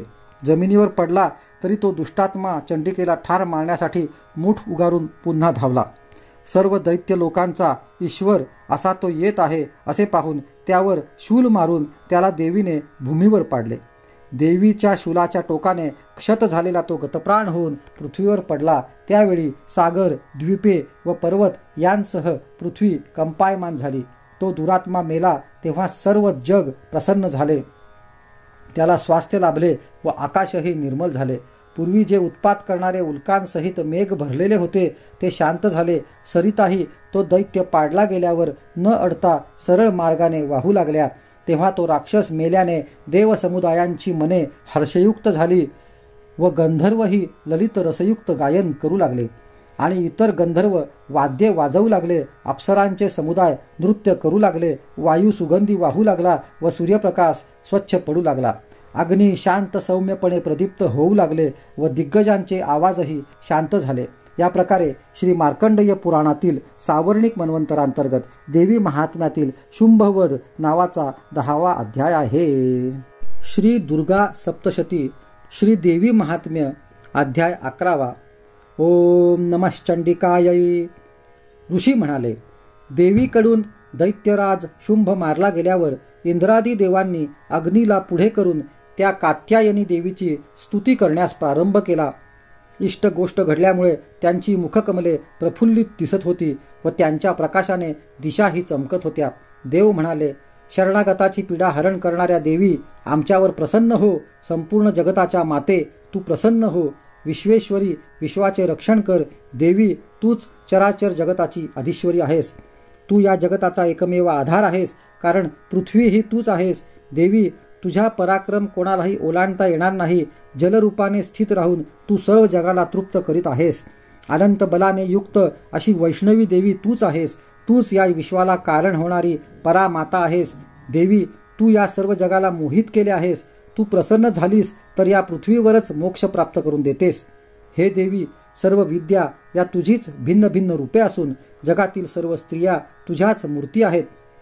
हे जगदंबे, तूच या विश्वाला व्यापून आहेस. तुझी स्तुती कशी शक्य आहे? स्तवना पलीकडची परावाणी तूच आहेस.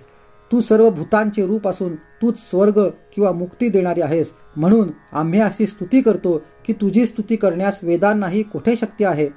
सर्वांच्या हृदयात बुद्धिरूपाने राहणाऱ्या व स्वर्ग आणि मोक्ष देणाऱ्या हे नारायणी देवी, तुला आमचा नमस्कार असो. कला, काष्ठा आदी श्रेणीने क्रमशः अंतिम परिणामाकडे नेणारी तसेच विश्वाचा लय करण्यास समर्थ असणारी हे नारायणी देवी, तुला नमस्कार असो.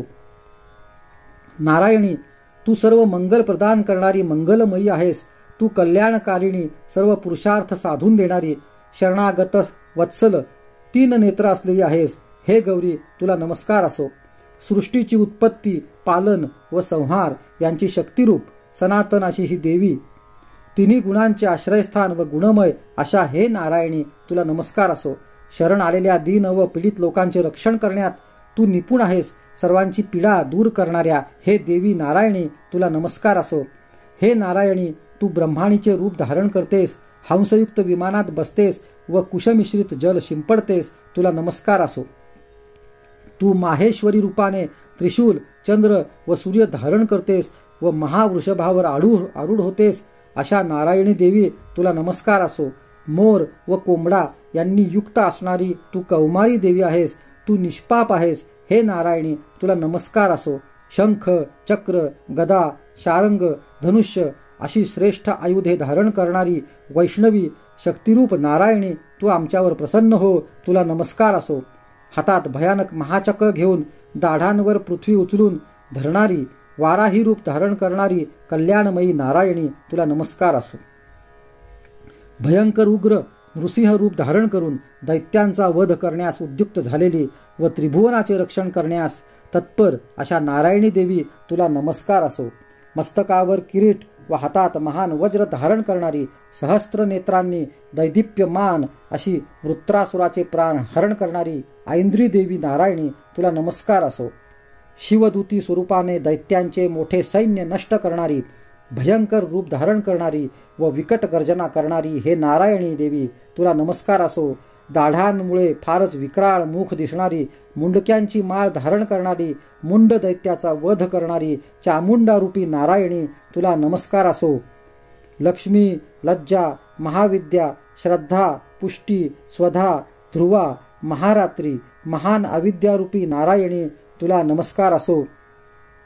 मेधा, सरस्वती, वरा, भूती, बाभ्रवी, तामसी, नियती, ईश्वरी, नारायणी तू प्रसन्न हो, तुला नमस्कार असो.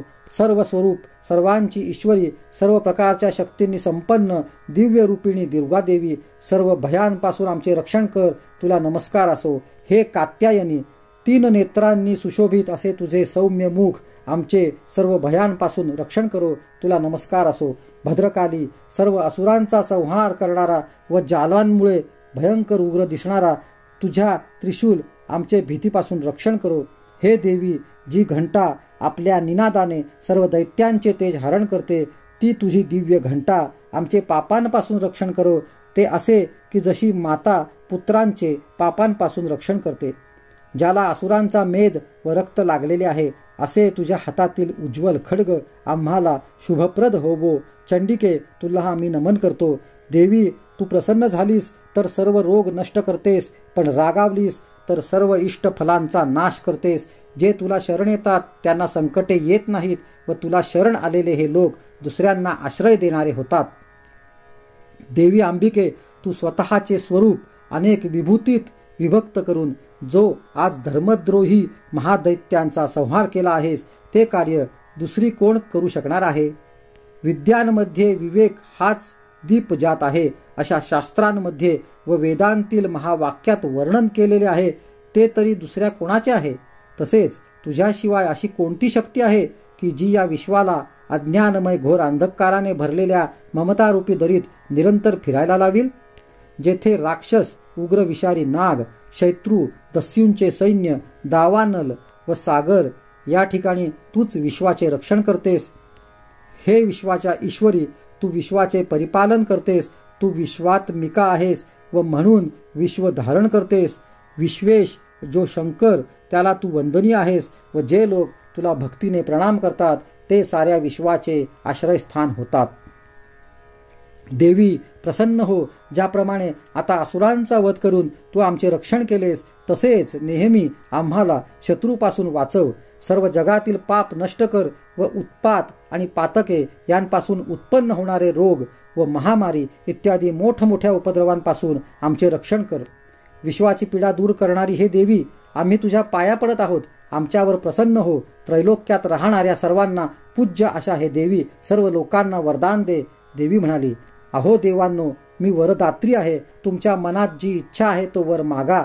जगावर उपकार करण्यासाठी उपयोगी असा वर मी निश्चित देईन. देव म्हणाले, अखिल त्रैलोक्याच्या ईश्वरी, याचप्रमाणे तू आमच्या शत्रूचा नाश करून सर्व संकटे दूर करावीस. देवी म्हणाली, हे देवांनो, वैवस्वत मन्वंतरातील 28व्या युगात शुंभ व निशुंभ नावाचे आणखी 2 महान असुर उत्पन्न होतील. त्यावेळी मी नंदगोपाच्या घरी त्याची पत्नी यशोदा हिच्या गर्भात अवतार घेऊन विंध्य पर्वतात जाऊन राहीन व त्या असुरांचा नाश करीन. नंतर मी अतिभयंकर रूप धारण करून पृथ्वीवर अवतार घेईन व वैप्रचित्त नामक दानवांचा नाश करीन.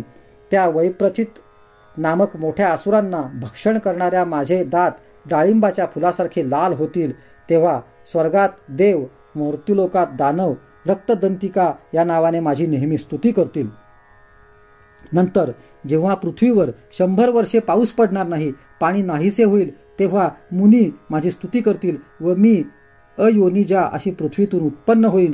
त्यावेळी मी 100 नेत्रांनी मुनींकडे कृपादृष्टीने पाहीन, म्हणून मानव शताक्षी या नावाने माझी कीर्ती गातील. त्यानंतर मी माझ्या शरीरातून उत्पन्न झालेल्या प्राणधारक अशा शाकभाज्यांनी सर्व जगाचे व देवांचे भरण पोषण करीन. त्यावेळी मी पृथ्वीवर शाकंभरी या नावाने विख्यात होईन. त्या अवतारातच मी दुर्ग नावाचा मोठा असुर मारेन. त्यामुळे माझे दुर्गादेवी असे नाव प्रसिद्ध होईल. मग पुन्हा हिमालयात मी भीमरूप धारण करून मुनींच्या रक्षणासाठी राक्षसांना भक्षण करीन. तेव्हा सर्व मुनी नम्रपणे माझी स्तुती करतील. त्यामुळे भीमा असे माझे नाव प्रख्यात होईल. त्यावेळी अरुण नामक दैत्य त्रैलोक्यास फार पीडा करील. तेव्हा मी भ्रमर रूप घेऊन असंख्यात भ्रमर निर्माण करून त्या मोठ्या दैत्याचा त्रैलोक्याच्या हितासाठी वध करीन. तेव्हा सर्वत्र लोक माझी भ्रामरी नावाने स्तुती करतील. याप्रमाणे दानवांकडून जेव्हा जेव्हा पीडा उत्पन्न होईल, तेव्हा तेव्हा अवतार घेऊन मी शत्रूंचा संहार करीन. या प्रकारे श्री मार्कंडेय पुराणातील सावर्णिक मन्वंतरांतर्गत देवी महात्म्य कथेतील देवीची स्तुती नावाचा 11वा अध्याय आहे. श्री दुर्गा सप्तशती. श्री देवी महात्म्य अध्याय 12. देवी म्हणाली, जो समाधानपूर्वक या स्तोत्रांनी माझी नित्य स्तुती करील त्याच्या सर्व पीडांचा मी निसंशय नाश करीन. जे मधुकैटभांचा नाश, महिषासुराचा वध व शुंभ निशुंभ यांचा वध वर्णन करतील, तसेच अष्टमी, चतुर्दशी व नवमी या तिथीस जे माझे उत्तम महात्म्य भक्तिभावाने एकाग्र मनाने श्रवण करतील त्यांना कोणतेही पाप किंवा पापातून उत्पन्न झालेल्या आपत्ती किंवा दारिद्र्य व इष्टजनांशी वियोग होणार नाही. अशा भक्ताला शत्रू, लुटारू, राजा, शस्त्रे, अग्नी तसेच जलाशय यांपासून कधीही भय प्राप्त होणार नाही. म्हणून सर्वांनी एकाग्र मनाने समाधानाने भक्तिभावाने माझे हे महात्म्य पठण व श्रवण करावे, तेच परम शुभावह आहे. माझे हे महात्म्य महामारीजनित सर्व उपद्रवांची तसेच त्रिविध प्रकारच्या दुःखांची शांती करणारे आहे. माझ्या मंदिरात जेथे हे माझे महात्म्य नीटपणाने वाचले जाते ते मंदिर, ते घर मी कधीच सोडून जाणार नाही. तेथे माझे नित्य सान्निध्य राहील. बली अर्पण करणे, पूजा करणे, होम करणे, मोठा उत्सव करणे या प्रसंगी माझे हे सर्व चरित्र म्हणावे व ऐकावेच. जाणता व अज्ञानानेही त्या प्रकारे बलिसमर्पण किंवा पूजा केली, त्याच्या त्या होमाचे जे जसे कृत्य केलेले असेल तसे मी स्वीकारीन. शरद ऋतूत माझी महापूजा केली जाते. त्यावेळी माझे हे महात्म्य भक्तिभावाने श्रवण करून मनुष्य सर्व बाधांपासून मुक्त होऊन माझ्या कृपेने धनधान्याने समृद्ध व पुत्रांनी युक्त होईल, यात संशय नाही. माझे हे महात्म्य, माझे मंगल असे जन्म, उत्पत्ती, माझा युद्धातील पराक्रम हे ऐकून मनुष्य निर्भय होतो. माझे महात्म्य श्रवण करणाऱ्या माणसांचे रिपू नष्ट होऊन स्वतःचे कल्याण होते व सर्व कुळ आनंद प्राप्त करते. सर्वत्र शांतिकर्म करताना वाईट स्वप्नांचा उपशम करावयाचा असल्यास व उग्र ग्रहांपासून पीडा होत असल्यास माझे महात्म्य श्रवण करावे. त्याने उपद्रव नष्ट होतात, दारुण ग्रहपीडा दूर होतात व माणसांची दुष्ट स्वप्ने जाऊन त्यांना उत्तम स्वप्ने पडतात. माझे महात्म्य श्रवण करणे हे बालग्रहाने त्रस्त झालेल्या मुलांना शांती प्रदान करते व संघटनेत फूट पडले असल्यास लोकात मैत्री भावना निर्माण करते. या महात्म्याचे नुसते पठण केले तरी ते दुर्वृत्त अशा सर्व लोकांचे बल नष्ट करते आणि राक्षस, भूते व पिशाचे यांचाही नाश करते. हे माझे सर्व महात्म्य माझे सामिप्य देणारे असे आहे. पशु, पुष्प, अर्घ्य, धूप, गंध, दीपांनी तसेच उत्तम विप्र भोजनांनी, अहर्निश होम केल्याने, अभिषेक केल्याने, अन्य विविध प्रकारच्या भोगांचे अर्पण केल्याने व दाने देण्याने वर्षभराने जी माझी प्रसन्नता होते ती माझे हे चांगले चरित्र एकदाच ऐकल्याने होते. हे महात्म्य ऐकल्याने पापे हरण केली जातात व आरोग्य प्राप्त होते. माझ्या जन्माचे कीर्तन करणे हे भूतांपासून रक्षण करते व जे माझे चरित्र आहे ते दुष्ट दैत्यांचा संहार करणारे आहे. ते महात्म्य ऐकले की मनुष्यांना शत्रूचे भय राहत नाही. जी स्तवने तुम्ही केली आहेत व जी ऋषींनी केली आहेत तसेच ब्रह्मदेवाने जी स्तवने केली आहेत ती तर शुद्ध बुद्धी देतील. अरण्यात, गहन अशा जागेत किंवा भोवताली पेटलेल्या वणव्यात सापडलेला माणूस, शून्य अशा भयाण जागेत वाटमाऱ्यांनी घेरलेला किंवा शत्रूंनी पकडलेला, सिंह, वाघ किंवा रानटी हत्तींनी रानात पाठलाग केलेला, राजाने क्रोधाने वधाची किंवा बंदीत टाकण्याची आज्ञा केलेला किंवा महासागरात वादळात सापडलेल्या जहाजात बसलेला, अत्यंत दारुण अशा संग्रामात शस्त्रास्त्रे अंगावर पडत असलेला, तसेच घोर अशी सर्व बाधा झालेला किंवा अत्यंत वेदनांनी पीडित झालेला मनुष्य जर हे माझे चरित्र स्मरण करील तर संकटातून सुटेल. माझ्या प्रभावाने सिंहादी श्वापदे, वाटमारे किंवा शत्रू माझ्या चरित्राचे माणसाने स्मरण करताच दुरूनच पळून जातात. ऋषी म्हणाले. असे म्हणून ती प्रचंड महापराक्रम करणारी भगवती चंडिका देव तिचकडे पाहत असतानाच तेथल्या तेथे अंतर्धान पावली व ते देवही पूर्वीप्रमाणेच निर्भयपणे स्वतःच्या अधिकाराप्रमाणे ज्यांचे शत्रू मारले गेले आहेत असे ते आपापले यज्ञभागांचे भोग घेऊ लागले.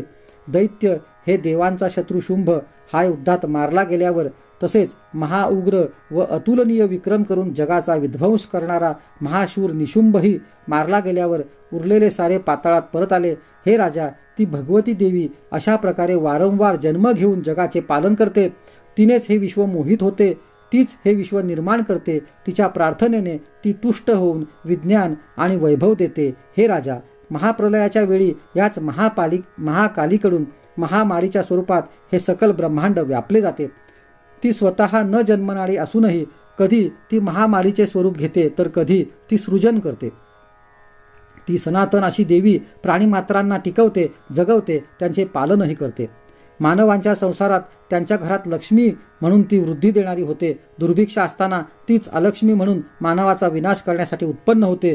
तिची स्तोत्रे म्हणणे, तिची फुले, धूप, गंध आदींनी पूजा करणे यांनी ती द्रव्य, पुत्र, धर्मशील बुद्धी व पुण्यमय शुभ गती देते. अशा प्रकारे मार्कंडेय पुराणातील सावर्णिक मन्वंतरांतर्गत देवी महात्म्य कथेतील फलस्तुती नावाचा 12वा अध्याय आहे.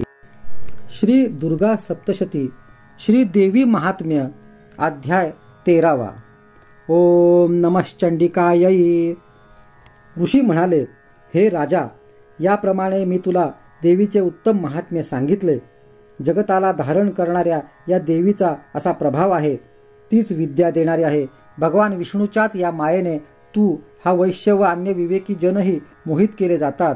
पूर्वी मोहित केलेले होते व पुढेही आणखी लोक मोहित होतील. महाराजा, त्या परमेश्वरीलाच तू शरण जा. तिची आराधना केल्यास मानवांना तीच सर्व सुखे, स्वर्ग व मोक्षही देणारी होते. मार्कंडेय म्हणाले, त्या ऋषीचे असे वचन ऐकून तो राजा सुरथ त्या महाभाग व्रतनिष्ठ मेधा ऋषीला प्रणाम करून ममत्वाने व राज्य गेल्यामुळे खिन्न झालेला असा लगेच तेथून विरक्त होऊन तप करण्यासाठी गेला. व हे महामुने, तो वैश्यही आंबेचे दर्शन घेण्यासाठी नदीच्या तीरी गेला. त्या वैश्याने उत्तम अशा देवीसुक्ताचा जप सुरू केला. त्या नदीतीरी त्याने मातीची देवीची मूर्ती निर्माण केली. ते दोघे तेथे निराहारी, मिताहारी, देवीचे ध्यान करणारे व समाधानी असे तिची पुष्पे, धूप, दीप, तर्पण आदी उपचारांनी आराधना करते झाले. त्यांनी स्वतःच्या रक्ताने प्रोक्षण करून नियतचित्ताने देवीला बली देण्याची उपासना केली. त्याला 3 वर्षे झाल्यावर जगाला धारण करणारी चंडिका संतुष्ट होऊन म्हणाली, देवी म्हणाली, हे राजा, हे स्वकुलास आनंद देणाऱ्या वैश्यवरा, मी अत्यंत संतुष्ट आहे. तुम्हाला दोघांना जे हवे आहे ते मी देते. माझ्याकडून ते प्राप्त करा. मार्कंडेय म्हणाले, तेव्हा आपले शत्रूंनी बळाने हरण केलेले राज्य मिळावे व अन्य जन्मात अक्षय्य राज्य प्राप्त व्हावे असा वर राजाने मागितला. वैश्याचे मन विरक्त झाले होते. तो सुज्ञ होता. ममता व अहता यांचा संग सुटण्यास उपयोगी असे ज्ञान त्याने मागितले. देवी म्हणाली, हे राजा, थोड्याच दिवसात तुला आपले राज्य मिळेल. तुझ्या शत्रूंना तू मारशील व ते तुझे राज्य यापुढे स्थिर राहील. तू मृत झाल्यावर विवस्वान देवापासून पुन्हा जन्म पाहून तू पृथ्वीवर सावर्णिक नावाचा मनू होशील. आणि हे वैश्यश्रेष्ठा, तू मजकडून जो वर इच्छिला आहेस तो मी तुला देते. तुला मोक्षपद ज्ञान प्राप्त होईल. मार्कंडेय म्हणाले, याप्रमाणे जसे त्यांना हवे होते तसे त्यांना वर देऊन त्यांच्याकडून स्तुती केली गेलेली ती देवी लगेच अंतर्धान पावली. अशा प्रकारे देवीकडून वर प्राप्त करून तो क्षत्रिय श्रेष्ठ सुरथ राजा पुढे सूर्याकडून जन्म पावून सावर्णी मनू होणार आहे. अशा प्रकारे श्री मार्कंडेय पुराणातील सावर्णिक मन्वंतरांतर्गत देवी महात्म्य कथेतील सुरथ व वैश्य यांना वरप्रदान नावाचा 13वा अध्याय आहे. हरये नमः, हरये नमः, हरये नमो नमः.